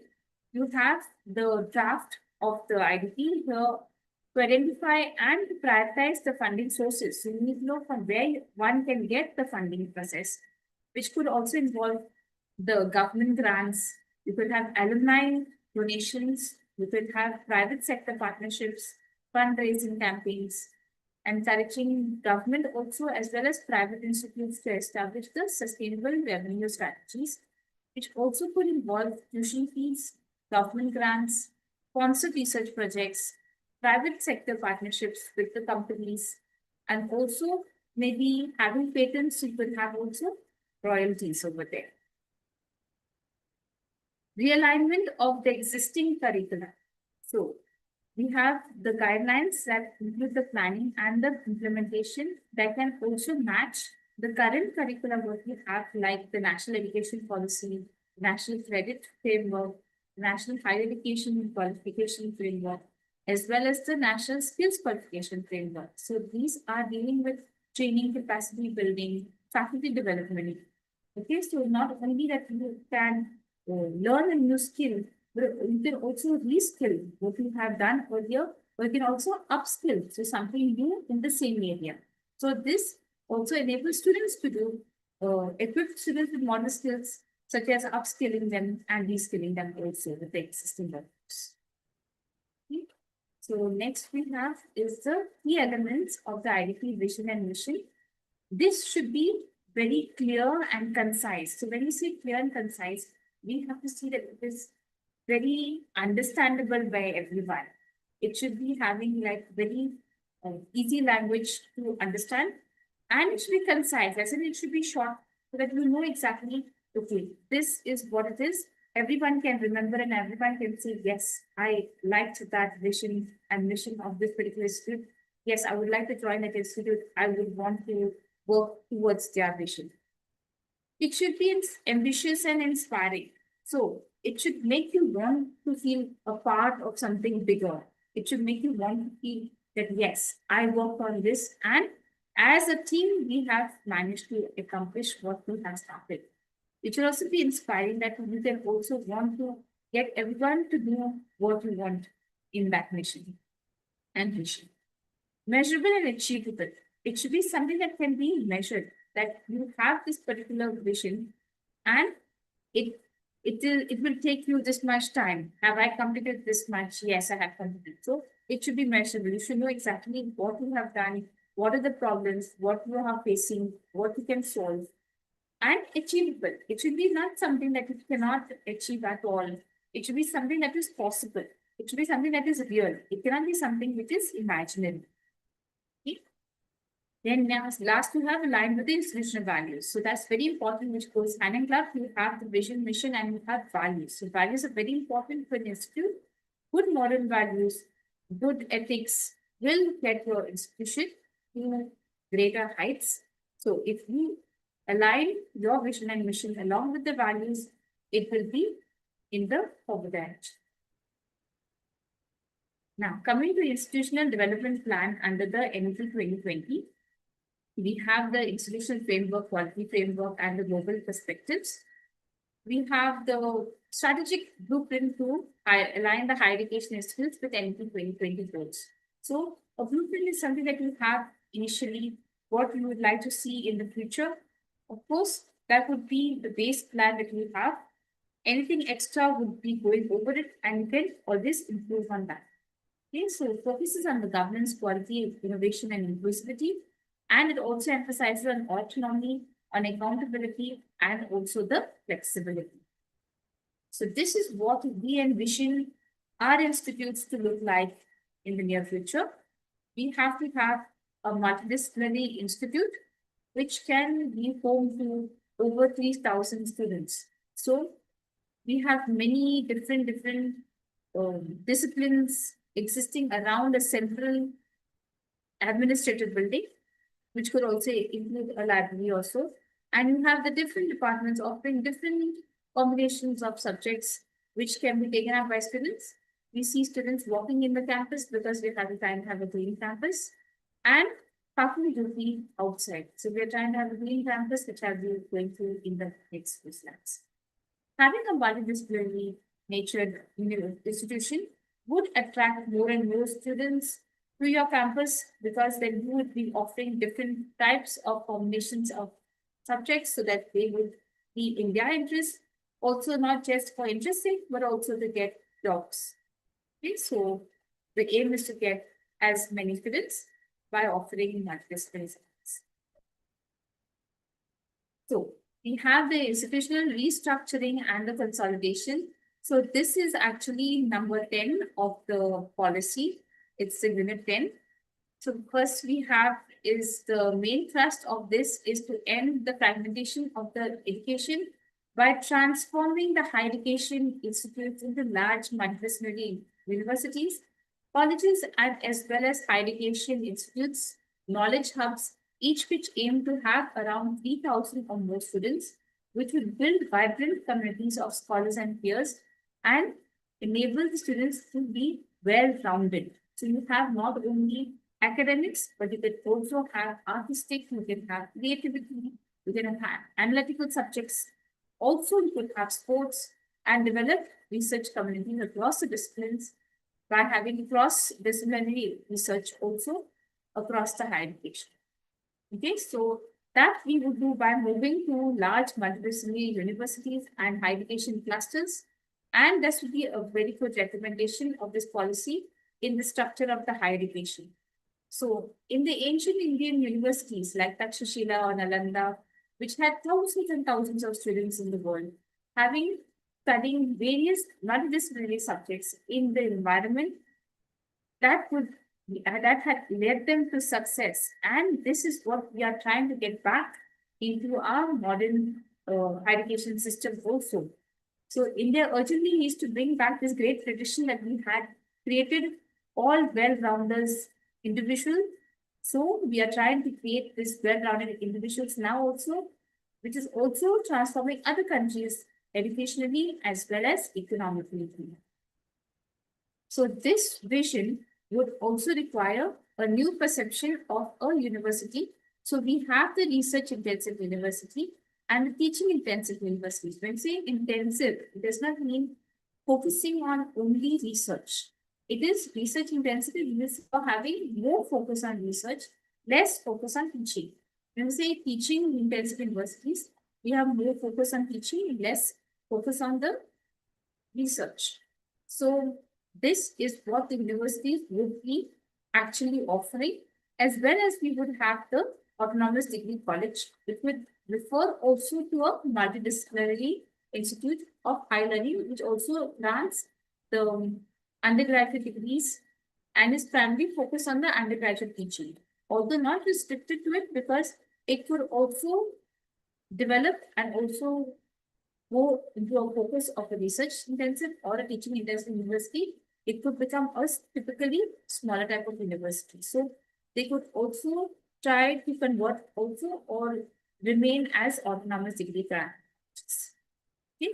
So the colleges having autonomous degree grant colleges or the constitutive colleges would be encouraged to support and also to get the minimum benchmarks that would be required at each level, so that they also can progress over time and develop either into just the normal autonomous degree college, or they could convert into the university. They could choose either between the research intensive university or the teaching intensive university, depending on what. So it has to have these particular three ones. You could have research intensive, teaching intensive, or the autonomous degree college, are not in any natural way a rigid way of sticking to one or the other, but it can also go into a continuum. So the higher education would be allowance to really move from one category to the other based on what plans they have and how exactly the focus of the work of the is going to be. So the most salient feature of this focus would be their goals in their work, and it would be appropriately different and also relevant on how the range of their education is. So depending on their expectations and against the teaching learning process, all the educations would not be the same. So in addition to the teaching and the research, there are also the crucial responsibilities of having resourcing incentives and structures, which will include all the higher educations in their development, in their community engagement, how they are doing, how their services provided, how their faculty are getting developed by having different trainings, and also support with the school education. So by 2040, all higher educations will be able to become multidisciplinary institutes, having a large school student enrollment, and the aim is by 2030, that's in now less than 4 years, to be multidisciplinary in nature. So the focus is to, if we get to all institutes to become multidisciplinary in nature, that would attract students to increase in number, and then we would get at least the 3,000 or so, or more than even 3,000. So preferably in thousands and thousands, you have to use your infrastructure and resources well, and thereby attract the students to your institute. The aim is also by 2030 to have at least one large multidisciplinary higher education institute in or near every district. So the number of districts that you have in the state, there will be a multidisciplinary higher education institute very close to it, or at least if not, it will be in that particular district. So the aim is to increase the gross enrollment ratio to 50% in 2035, that's in 9 years, from the 26.3 which existed in 2018. So while a few number of the institutes are developing these goals, a large part of the capacity creation is also there by improving the existing higher education institutes.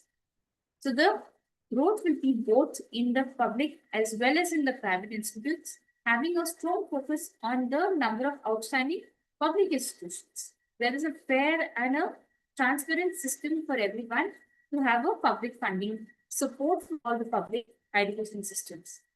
So this will be, they will also be able to run the open distance learning, Korean, and as well as online programs, provided they are accredited to do so.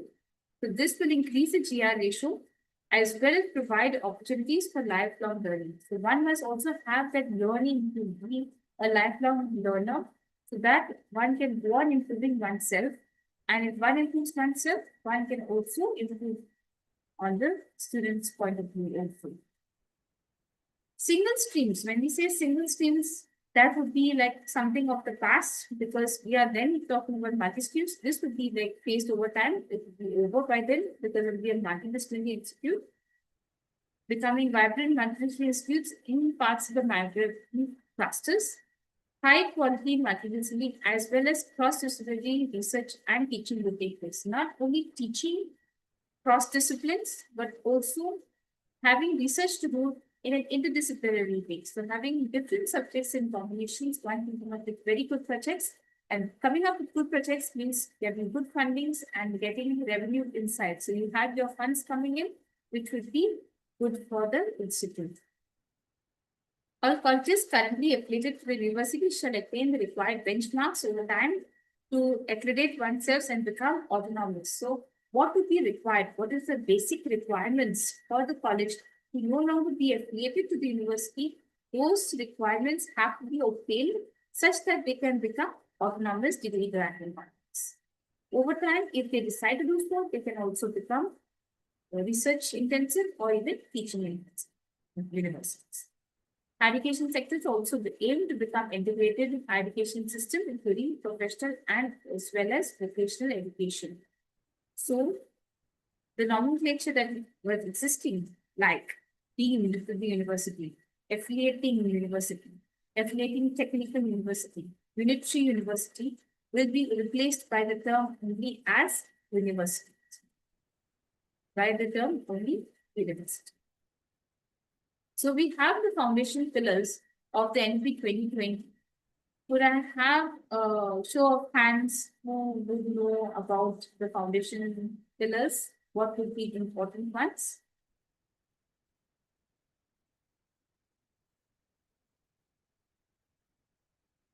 Participants, are you with me? I see many participants online. More than 75.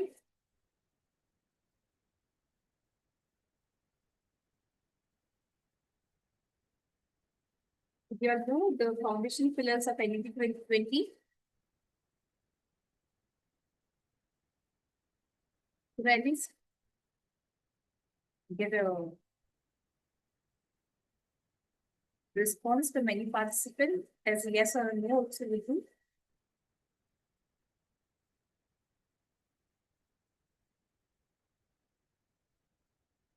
Participants, am I audible? Yes, ma'am. Yes, ma'am. Okay, fine. Okay. In any case, maybe I'll go forward with the foundation pillars if it's not known. We have the first one going on as access. So access to education is very important. We have to ensure that all the students, regardless of what background they come from, have the opportunity to have access to education.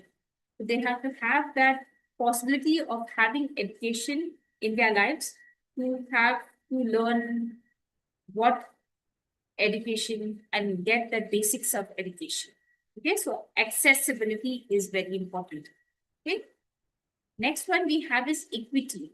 Equity is fostering an inclusive environment that promotes equal opportunities, particularly for disadvantaged groups, and bridging the gender gap. So when we say equity, we do not mean to say equality. When we say equity, we mean to say it should be fair. Okay, equality is it's about giving the same way. So we should be fair in the education. Okay, so if one cannot manage, cannot study, extra classes have to be given to that particular student. So that student also will be equal to the others, so that it is a fair answering of the paper. Not that the one who knows everything will be able to answer straight away and the one who don't answer at all is just left behind. You have to try to get the student to understand what the concepts are, understand what exactly is going on, see how they can improve. Okay, so it has to be equity, has to be fair. Next is quality. So when we had access to education, we didn't have to give them an access to just plain education. We have to have them to have an access to high quality education. The quality of education has to be good. You have to have good standards of education. You could have it in a multidisciplinary way, something that the students enjoy. Have a research, maybe have research in pairs, have them to explore what their likes are, how they can make up projects, and have your education accredited by the bodies, by the governing bodies like the NEP or the MBA. So you have accreditation of the institute also. So everyone knows that yes, this is a good high quality education in mind that the students will get. Next is affordability. Of course, one has to try and have access to education, has to be afforded by everyone. We cannot have that the students cannot afford the education, which is a high quality education. So it has to be given at reasonable cost. It has to be accessible in a high quality way, but it should be affordable too. Everyone should be able to afford it and cannot say that I could not have access to education because I could not afford it. Okay, so you reduce the financial burden and make education available. Finally, you have the accountability. Establishing clear governance, transparency, and responsibility of the entire management system. You have the academic outcomes coming through, and one can be accountable for it. So, the different foundational pillars of the NEP 2020 are the accessibility, the equity, the quality, the affordability, as well as the accountability. So these pillars are not just activated to specific development actions within the institute, they also focus on the infrastructure and digital transformation. So one has to have development of the modern technology, like having smart classrooms or labs. Also, the faculty needs to be trained. So faculty training is required, as well as even the non-teaching and teaching, both all faculty have to be trained. Curriculum realignment also is important because one needs to know exactly how one can go forward with what's the in of what's going around right now, dealing with maybe industrial point of view as a job point of view, what is expected in an industry could be included in the curriculum. So the syllabus point of view would be improved on based on what is actually the demand of the day. Okay. You could also have internships for your students with the particular companies, or even you have to strengthen ties with the employability and engaging in social responsibility also. So you have the Unnat Bharat Abhiyan. Government reforms also about adopting Samart or even similar systems can improve on the governing administration efficiency too.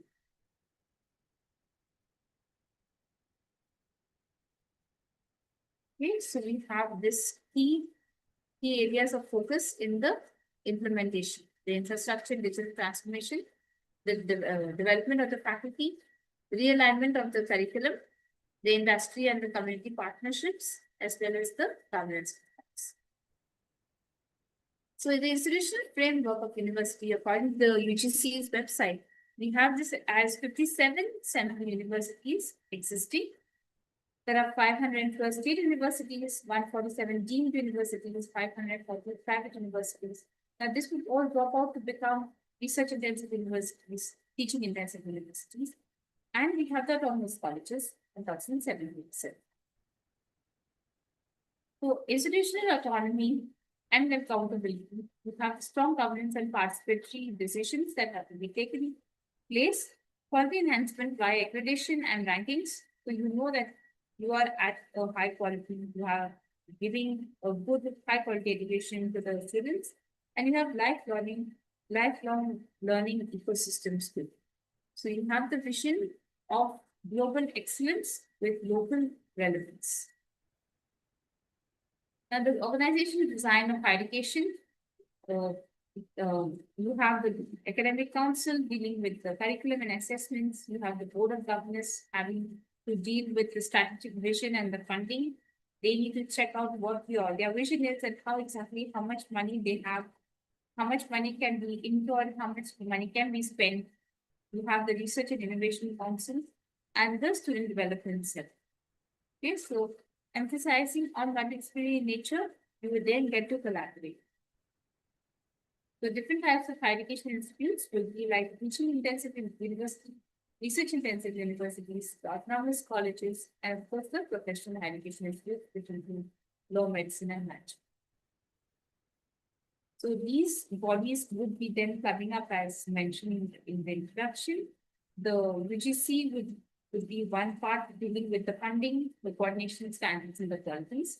The AICTE would be the one dealing with the technical education. You also have the teaching education, agriculture education, medical education. So all the other bodies of the NCT, ICAR, MCI, and the pharmacy PCI. The state level institutes and the interrelationships, we have the state higher education councils, the state accreditation bodies, the universal syndicates, the senates, and the linkages with national agencies. Okay.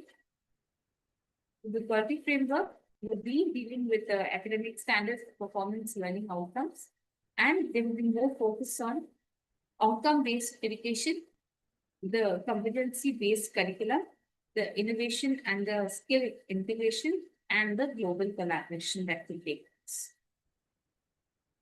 The academic standard setting agencies will be, as we had mentioned, the model curriculum and the credit framework will be dealing with the UGC. The technical standards and guidelines will be dealing with the AICTE, and the ICAR NCTE and PCI will be the sector-specific standards. There will be also an accreditation framework required, so they know how good the quality of education is existing. So the bodies that we have presently are the NAP, so dealing with the assessment and the grading, and the NBA, which are dealing with the program-specific accreditation, as well as ranking frameworks of NIRF dealing with teaching, research, outreach, perceptions, and the global rankings of USDHE and Shanghai. So in order to become a world-class university, NEP 2020 envisions them to become multidisciplinary in nature, having research excellence and global collaborations, flexible curricula, and lifelong learning opportunities.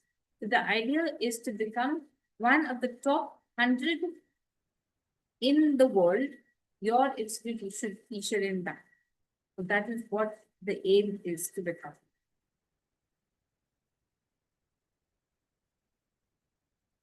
Lifelong learning in an institute and development plan, you should always go on skilling oneself. So learn new different skills. You can also upskill. So what you have done, you can then improve on its own, in its own level, in its from easy to more advanced. And you can also reskill to say if you have forgotten what you had learned as a skill, you would then have a refresher. You would redevelop on it, you would reskill yourself. Okay, so have a continuous skilling activity so that you can skill yourself with different types of knowledge. Integration of online platforms. You have different platforms available so that one can learn. You have the Swayam, you have the NPL, you have Coursera, you have even the YouTube to learn from, and different other platforms too, like maybe the Karma Yogi also. Ma'am Sabita, do you have a query? Ma'am Sabita Kawal.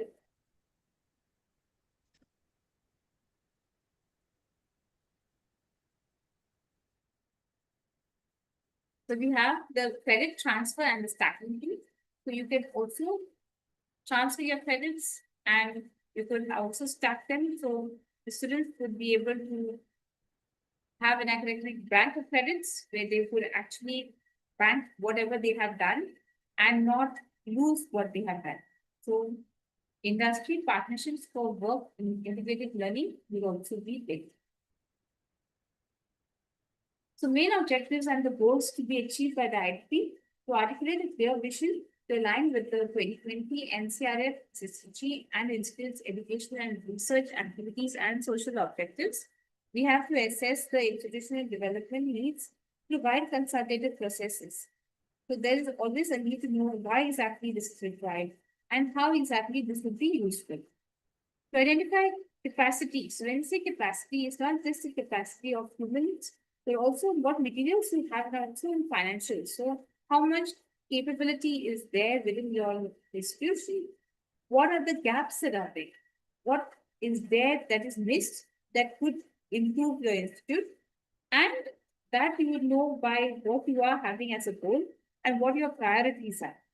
Okay, so the important thing is to develop an annual activity report or a capacity building plan to build up the capacity and remove the gaps.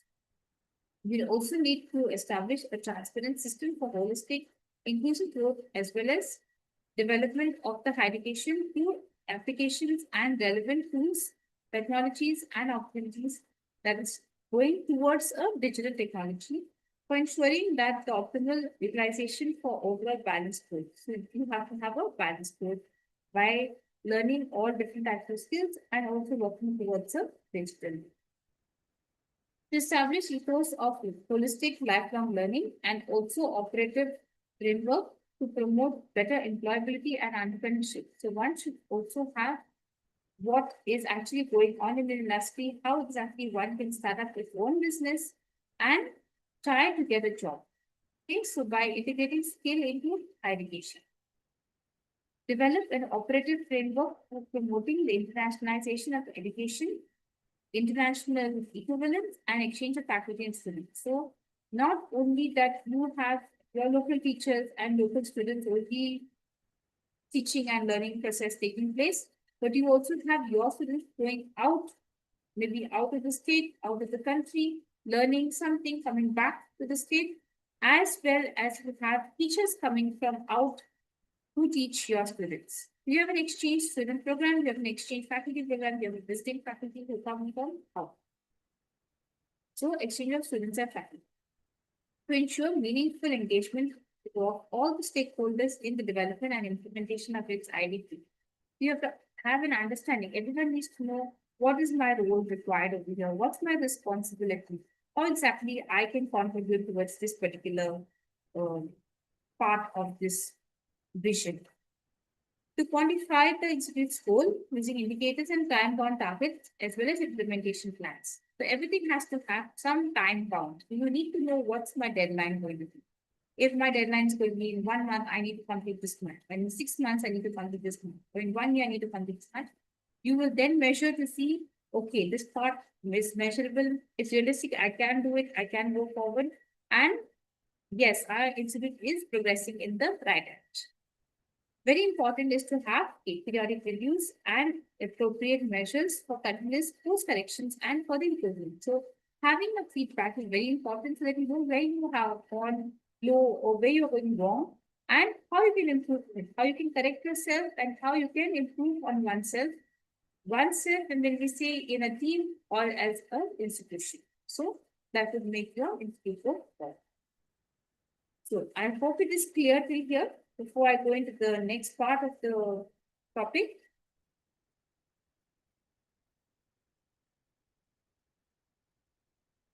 Participants.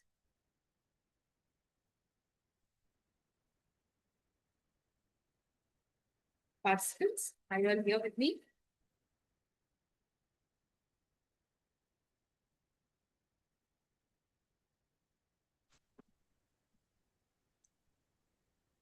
Okay.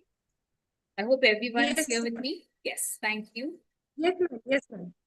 So getting into the institutional development plan framework, we have the major components over here, which are as follows: the governance enablers, the financial enablers and funding models, resource generation. We have the academic enablers, the research and intellectual property enabler, the human resources and supportive facilitative enabler, the networking and the collaboration enablers, the physical enablers and the digital enablers. So we have 8 major components of the IDP. I will be going on with them one by one.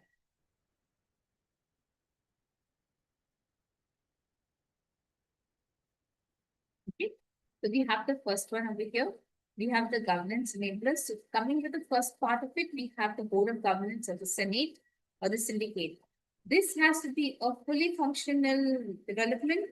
It has to be fully staffed and each one has to know what their roles are and what their responsibilities are and how they can be accountable to what they are holding.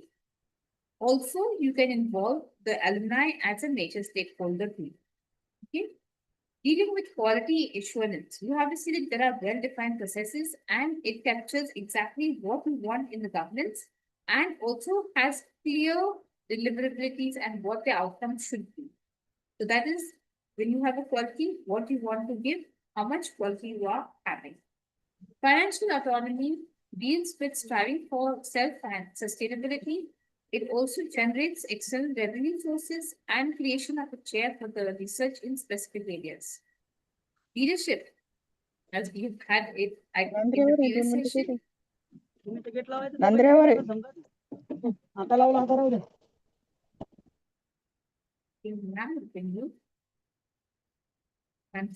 Thank you.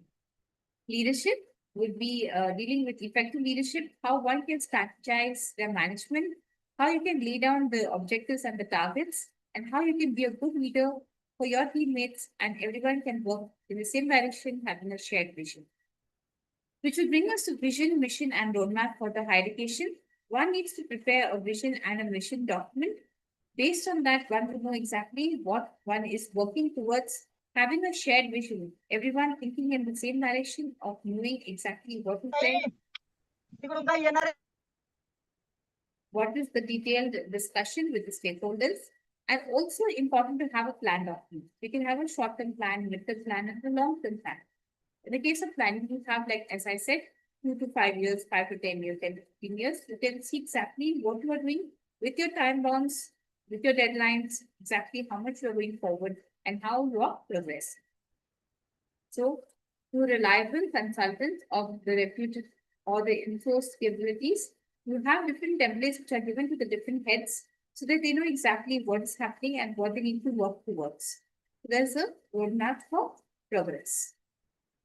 Next, we have is the close monitoring by the IT department or even the web-based management information system. So you have to have different committees which are there. Also, you could involve like, how much performance is needed to be done at which levels.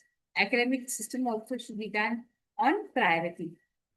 Risk management and analysis would deal with not only just risk in maybe financial risk, but you also think of environmental risks that could take place, hazardous risk. You could have safety risks, you could have legal risks, natural disaster risks. So you have meetings that are taking place at least once in a year. We can discuss what is happening, what are the risks that are happening, and how you can manage the different risks. External advisory boards. So in this case, you have to have not only everyone from your own institution, but you could also have other academicians joining you, you can have industrialists joining you. You have some government officers also who could be make up the board of this particular external advisory and discuss on what is happening. Maybe meet once in every 6 months, have the students also give their feedback, let's see what exactly is happening, which will also deal with the students giving feedback at least through written or maybe through oral, and maybe they could talk to the faculty to see exactly what is happening or what exactly could be improved. So this is all dealing with the governance enablers. Okay. Next we have is the financial enablers and the funding model. So this starts with the financial policies. So you have to have the policies defining everyone's roles and responsibilities in having the university's financial assets. You also have the action plan and the budgets. We could have a final action plan on what you actually propose in your IDP, what would be the income, what would be the expenditure, how you would manage to get your income through maybe fees, through research projects, through your royalties of your patents, maybe through some government project funding, some expenses, maybe dealing with salaries, with other utilities you need to buy, or how you can maintain what you have right now. So different plans are there with different budgeting. You can also have separate budgets for recurring budgets, for non-recurring budgets. Also have a plan to see what exactly you have completed in your first year, how much would it be your plan for the next 5 years. So plan out a detailed budget so you know exactly how you are going to spend in the next 5 years. Also allocate the funds and keep them in separate accounts so that you can exactly know which account, what is being spent and how you are spending it. Okay. Not only keeping an account of things, you could also have a meeting to discuss and see what else we require to plan for, what else is required for the institute, and how one can improve on institute's infrastructure or even on the different availabilities.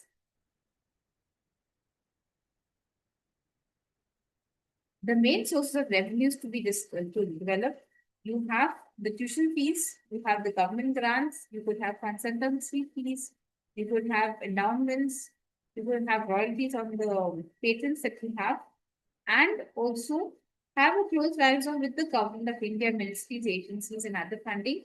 You have a lot of projects that could take place. You have more than 20 ministries of government of India offering different projects and research projects. And you also have a pro forma for the different financial assistance to be procured from different ministries too. This widens the responsibilities that you have from getting different grants and having a source of income.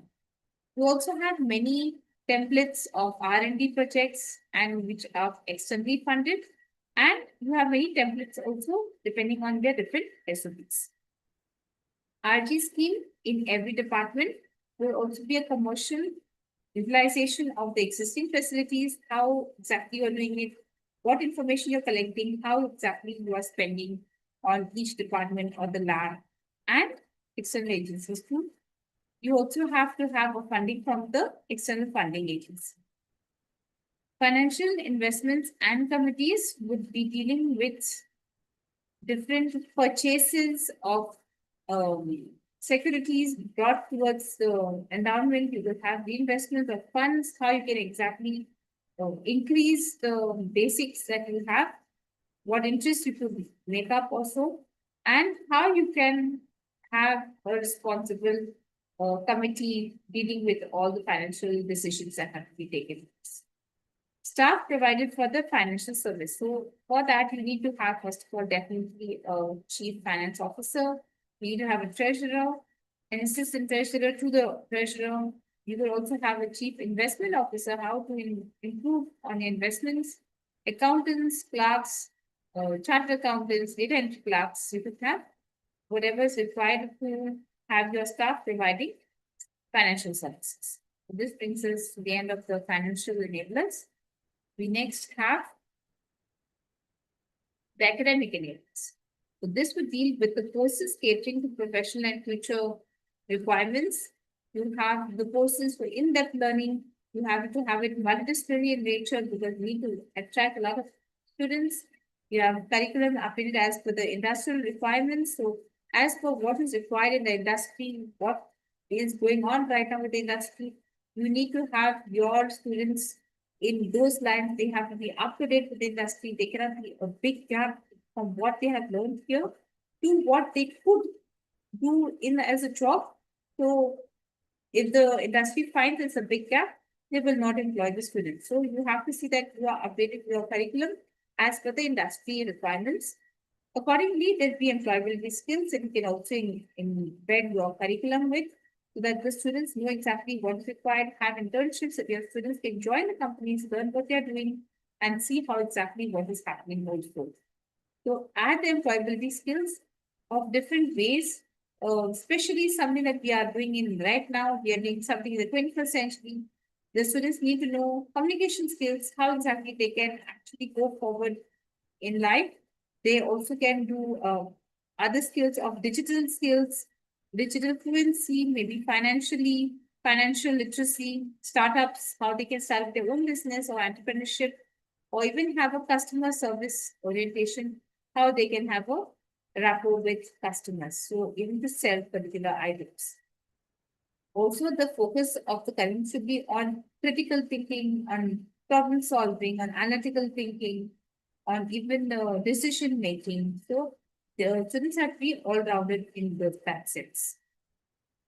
Next we have is the curriculum embedded with the skill enhancement courses. So skill enhancement courses will also deal with the 21st digital skills like AI, like blockchain, like IoT.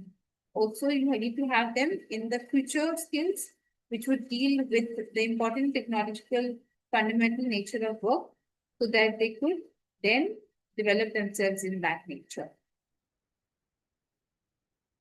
Center for Learning Curriculum in Life Skills also has to be important in the student's life, and we need to have a full strength as per the sanction 4. The faculty and the teaching staff have to have an orientation on what they have done, a refresher on what they have learned earlier. They need to improve themselves a lot. You have to have qualified faculty, experienced faculty, and committed faculty. Commitment is very important. You need to see that the teacher is committed to what is to be done, and accordingly, the student will then get their good quality education. An application of knowledge also is required, such that the faculty is not just outdated and they are also in with what is happening in knowledge. So there should be a lot of research taking place. There should be a lot of research taking place, and one should know exactly how they can do innovation also too.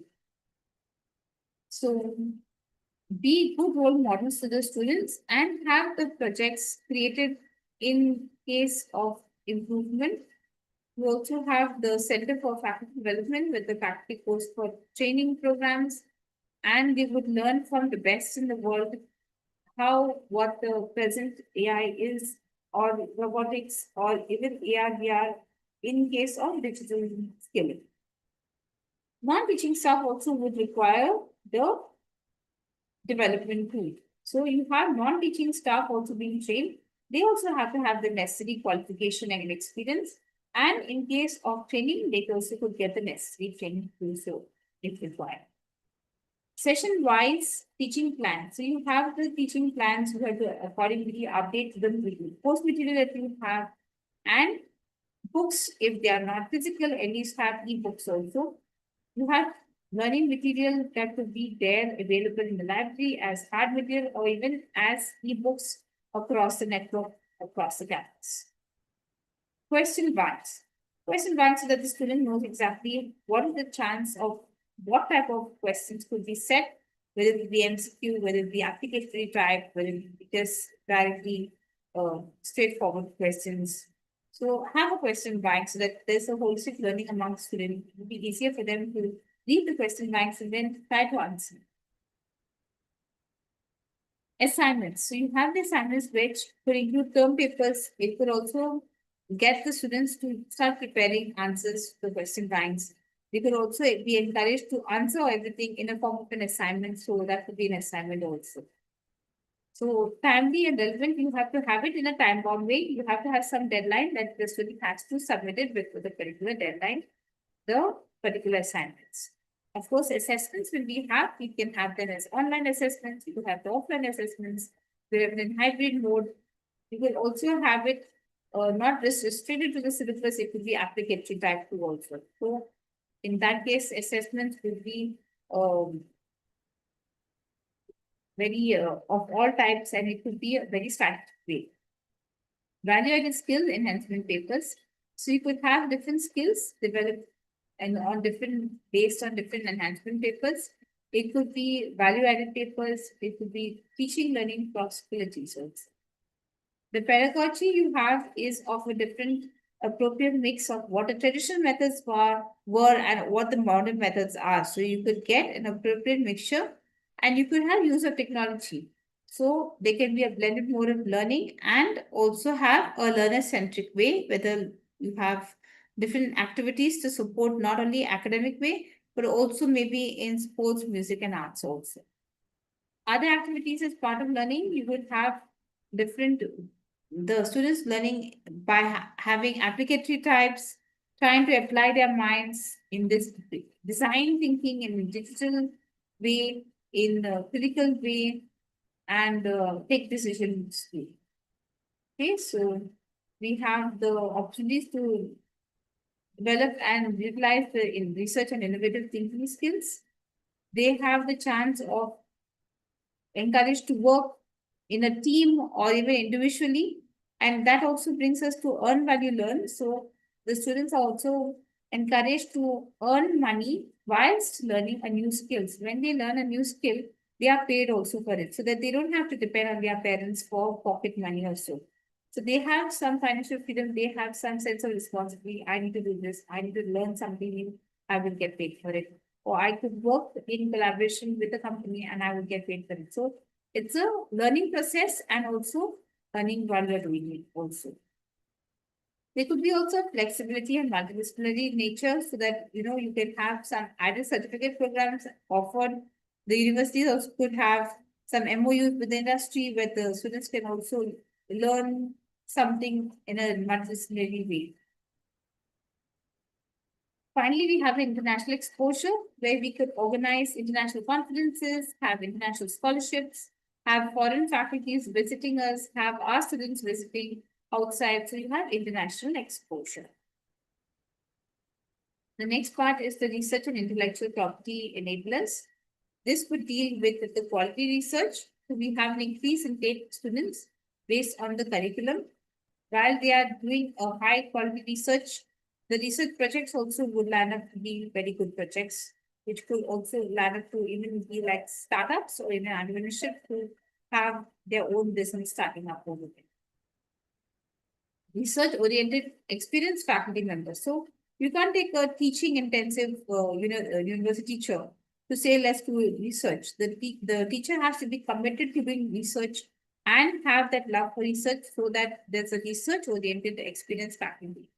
That faculty member has done a lot of projects in basic research, in applied research. You know exactly what is required, what is done, what can be done, how one can do it, and they're research-oriented. Okay. So for that, you have the API-based faculty compensation, which would be like a participatory among all the faculty. The faculty would take place. There would be a competition among the staff So a healthy competition where one would say, let's try to see as much as API one can get for the institute. And there'll be an award at the end of the year for the highest number of API. So everyone would work towards how to get the highest number of API.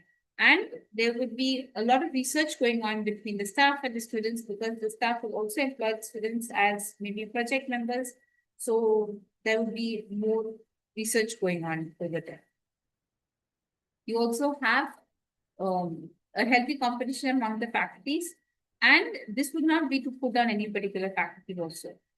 So the targeted research and collaborative research, you have different collaborations with different faculties, with different institutes, with different departments, that you have collaboration taking place, and one would then publish papers or even file patents. So based on this strategic approach, one would then target research and have collaboration in research too.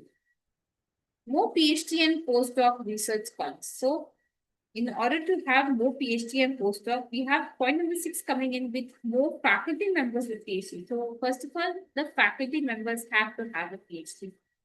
Once faculty members have a PhD, then it would be possible to produce more PhD scholars or more postdoctoral research scholars. Okay. So try and finish the PhD so that you can then mentor your students. Okay. Faculty encouragement for book publication, research publication, and patent. So faculties have to be encouraged to publish books, to publish research articles, to file for patents. So you have more conferences, at least 2 conferences per year per college. There are a lot of papers you can write and then send your conferences so that you can have more exposure to what exactly is there, and you will get also feedback on what you have done. Student involvement in research, you have the students, they can be properly supervised and they would know exactly, they could help you out in the research. So then you can also get some help from the students and then accordingly publish your papers. Industrial and institutional collaboration and consultation is where you partnership with an industry or an institute, and you can then come up with certain research taking place. University incubation centers is useful for yourself to have start up a new company or have an entrepreneurship. University publication through its own press would be your university system having its own press, so that everyone is encouraged to publish through that particular press of the university. And it would be so good that it would even have its own citation also. Target patent claim for UG, PG projects in professional subject area. You would have the patents. So you would come up with something new, something that cannot be changed. You want to patent it. With that, you get your royalties, and therefore you can then have this in either UG or a PG. Faculty ranking system would be the same with that API-based one, that you have a ranking system where you get the most highest amount of points. Chief Technology Officer Research Monetization. So this is very important over here, that you have exactly a centralized office which could operate, and it could also monitor what exactly is going on in the research. You would have somebody who's like, in charge of licensing, in charge of IP protection. So they would help you out also exactly to get the necessary information and have this particular work done. So you have different ways of assessments. You have the online way, the offline blended mode, and also the syllabus has to be not restricted to the elective subjects only. So you have the value-added skills enhancement paper, which can be also offered as separate papers taught by the industrial or professional people, and it could also contain substantial amount of learning that could take place in either a real environment or a virtual environment. Other activities as part of learning, you have like different proper assessments and weightage of marks to be assigned with involvement of different design thinking abilities. So there will be also a support to the students who are from the financially weak backgrounds by having a earn value learn, which could have a dual objective by getting a new skill done while earning money for it also. Flexibility and multidisciplinary would mean that you are having different subjects, different certificates across the different years, and also UG and PG curriculum must allow the students to work independently on projects under their research guide. Opportunities to develop and utilize research and innovative thinking skills. So here you are trying to encourage the student to work either alone or in a team and have them to you have organized some hackathons, see exactly what their interests are, have an exchange program so you can also widen their horizons too. Okay. I hope everything is clear till here because we have finished 4 enablers and we have 4 enablers to go. Okay. We have the next one of human resources and supportive facilitative enablers. We have the first one as student and learner enabler, which would be an all-rounded framework of holistic admission, having merit and equity-based financial aids, academic success, and they need to know how they can cross their path successfully. Staff empowerment enablers. So you have to have a competency-based recruitment. So you have to have a professional development and an inclusive induction protocol. Faculty research and the research enablers have to have a transparent recruitment and an appointment also. They have to have a continuous development by having different types of training so that they are all the time developed under their training way, and their tenure and their promotion mechanisms also have to be seen to.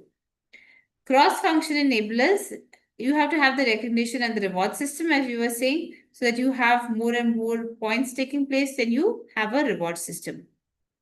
You also have to have good projects and also you have to have a good leadership too. Strategic funding and support enablers. You have to have emotional intelligence and support networks. You also have to have funding of the strategies that are taking place. And in case of the enabler for pedagogical innovation, it should have excellent initiatives which promote teaching excellence. So besides this, you also have accessibility and proximity that would lead to availability of collection of leadership styles. You will also have rich communication, be a good role model, and have a good vision. So you have to see what you want your institute to be there in the far future and have some kind of support system with an openness in terms of information. Also, one has to be accountable to deter in the case of what's the accountability of the stakeholders and their consequences, and also the ability to deliver what you have promised. So if you have promised one thing, you have to keep up to what you have done. Okay. Next we have is the networking and the collaboration enablers. This would deal with the integrated partnerships, the alumni networks, the industrial networks. So you have strategic collaborations with different people. You have it with the alumni. So you have a collaboration with the alumni. They might support you in research, in funding. Okay. You could have with an industrialist. So you have an MOU signed with a particular industry, which industry is more compatible with you, what different interdisciplinary research can take place. You also have the academic and research excellence, where one has a cross-institutional synergy, where one can have research collaborations done, have a practical exposure and experience. So you have a hands-on learning, not just what you learn theoretically just by not even understanding, just trying to do things by heart. You actually have a practical exposure by doing hands-on. What exactly this is, what I have learned, how I can put this in practice. Community engagement and service, very important again. You have to organize different government programs like the Unnat Bharat Abhiyan for societal development, have outreach programs in the work with different NGOs or so, collaborate with them, have a civic partnership with local bodies, see what is required. Professional development and employment would deal with how you can get your students to get employed, have some placement cells, have some different consultation with the faculty, consult the students to know maybe if there is a problem also, what exactly they would like to do, how they can do it, how you can be of help. Quality and creditability. So you have to have high quality education, as we mentioned. It has to be of good quality. You have to accredit what you have, and you have to certify that what you are doing is good. Have a quality assurance so that you are assuring the students that our education is of good, high quality. Innovation and entrepreneurship deals with now a startup company or a business or what the student would like to start up after they finish. So it fosters a very good environment ecosystem, and it would also provide in digital infrastructure or digital networking or even in framework too. Coming to the next one, the physical enabler. You have to have a smart campus. So smart campus is like you have a good balance between cost, between comfort, between risks, and also in resilience. When we say smart, it detects and fixes problems by itself. We don't actually have to literally go and check out what is the problem and then see. By itself, it decides, takes a decision, and it solves the problem. So that's when we say it is smart. Different systems exist on campus. So you have the lighting system, you have the security system, and each system talks to each other to see what is the problem, what exactly is, what can be done. So you have a digital understanding of the equipments. Green and sustainable building. So when we say green building, we need to have to see that everything is possible for future use in the building.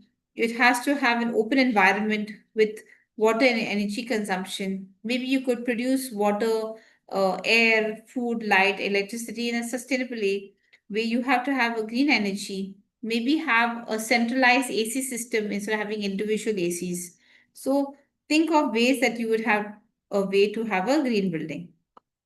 Infrastructure to commute. So as I mentioned in the first few slides that one would have to use maybe bicycles or even walk in the campus.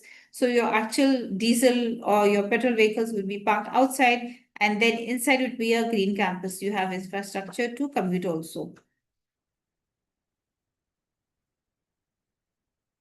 Administrative block, as I mentioned, would be better to have it in the center. You have an admission or a counseling area. You have all the buildings around it, and there would be individual small administrative cells in each building. So that would communicate with the main center administrative block. Library and Digital Resource Center would actually have the library having not only physical books but also e-books. So having digital books also inside. Lecture complex of the classrooms, you need to have enough of classrooms and lecture halls such that it pertains to how many students you can have in each classroom. Maybe not large classrooms for all the subjects, but those who are having a different set of combinations could use the smaller classrooms. Tutorial rooms also should exist. Over here, you have also audio-video recording possibilities taking place.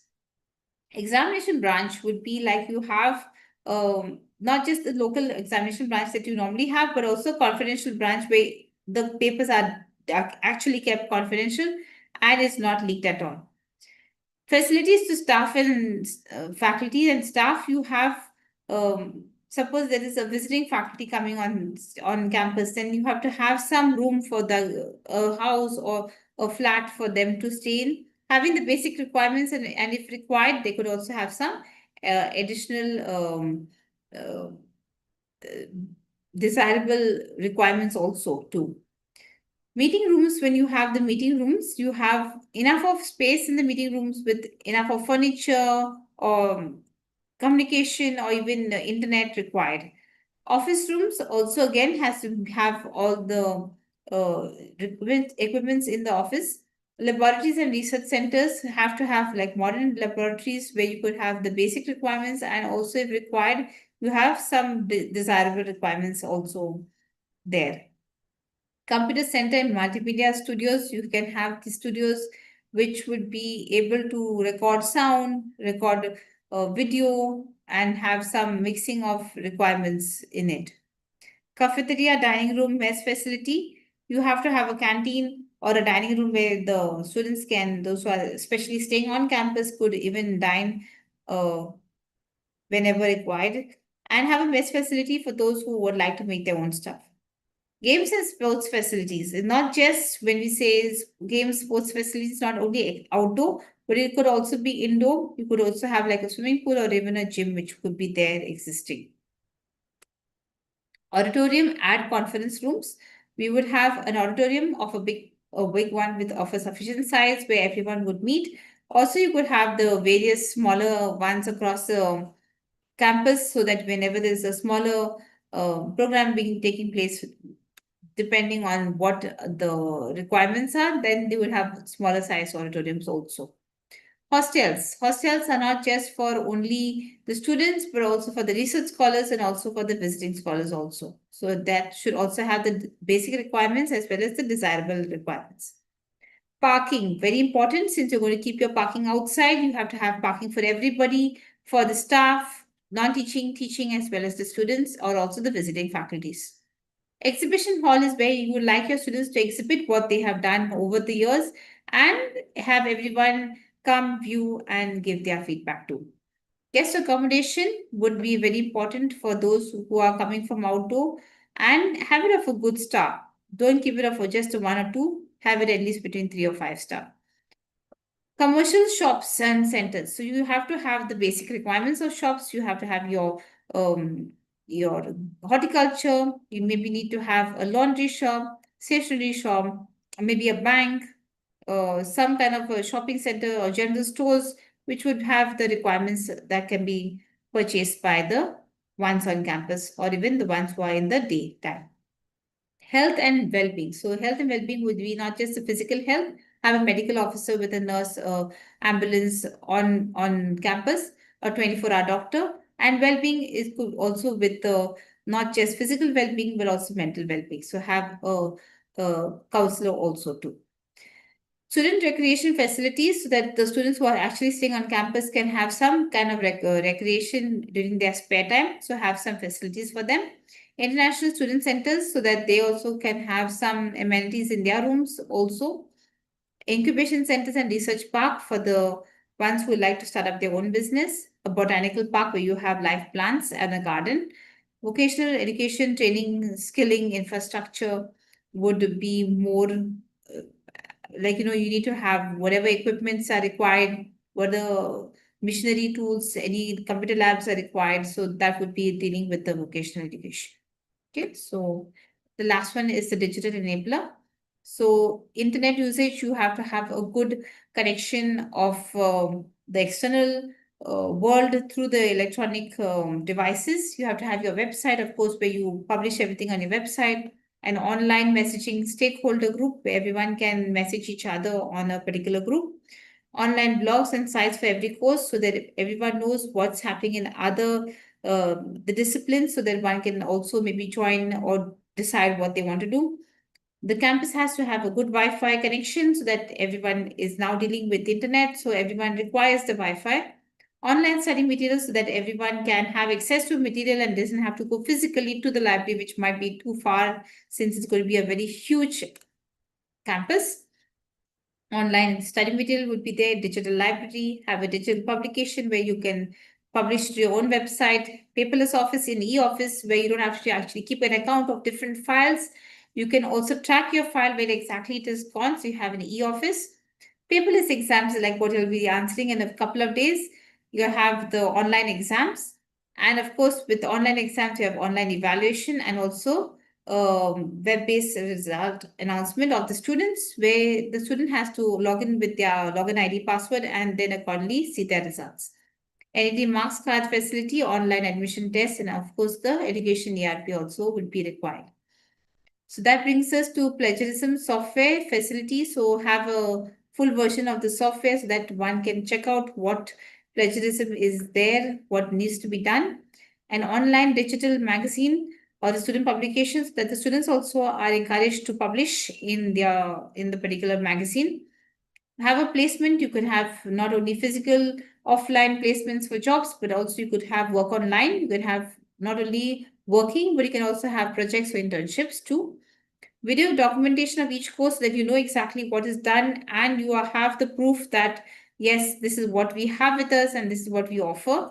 And you can also document it on public platforms also and announce it on social media to promote what you have. You have the use of ICCT underlying technologies like AI. You have the cloud computing, you have the virtual reality, you have the machine learning, data science. You have different types of technologies that you have. You also have a studio for video online classes and a video conference facility program too with online open publication system. So that is the institutional development plan. That's the framework activities of the 8 enablers. And before I wind off, I have a video I want to show you. Just a minute.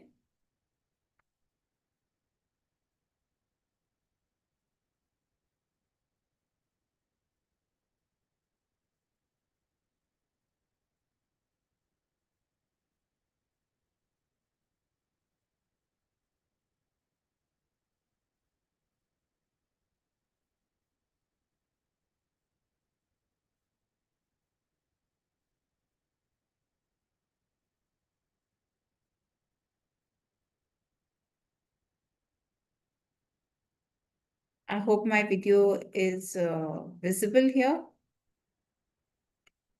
Every educational institution has a social mission as well as an academic mission.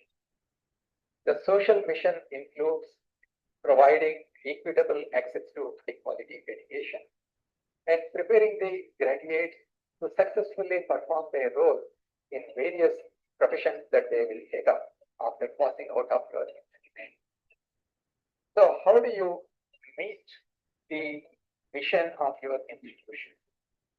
The academic mission includes focusing on academic excellence, research innovation, leveraging the digital technology in education, making the education more meaningful in the lives of your students, international collaboration, and so on.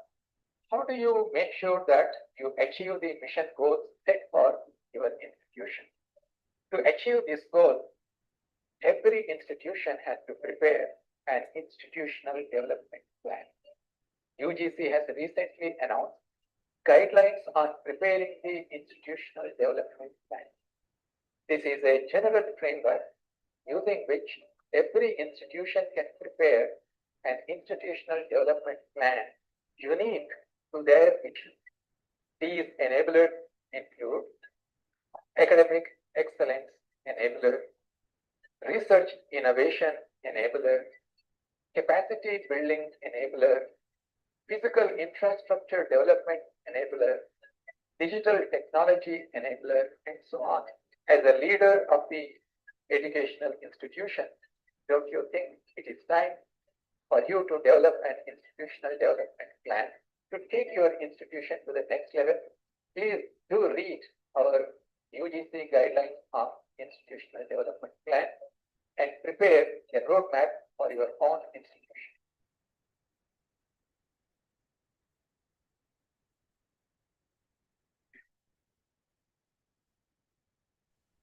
Thank you, everyone.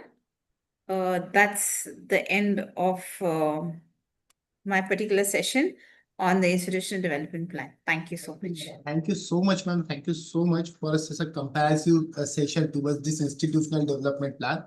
Participant, if you have any questions, couple of questions we will take. Please, if you have any questions or the queries with regards to particular this session, you can directly ask to Professor Ingrid, ma'am. Please, anyone.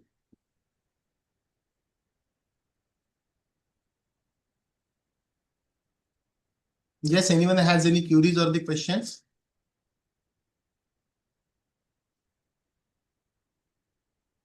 No, sir. No, sir. Thank you, sir. No, sir.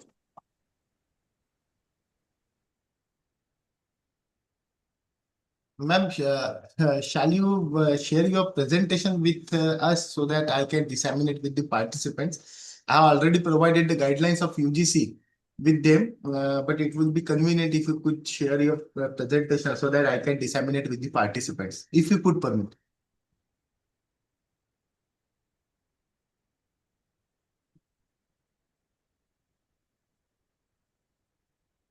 So I think there are no more questions. There are no questions. Ma'am, shall we conclude, ma'am, if you could permit? There are, I think, no questions. Yes, So on behalf of Malvi Mission Teacher Training Center and Gadge Baba Amravati University, all the learned participants and all the organizers, specifically Professor Gavambo College, Dr. Sakar Kheda, and our post co-coordinator and coordinator, I extend my sincere thanks to Dr. Ingrid ma'am for such a wonderful and nice session towards the development of this institutional development plan.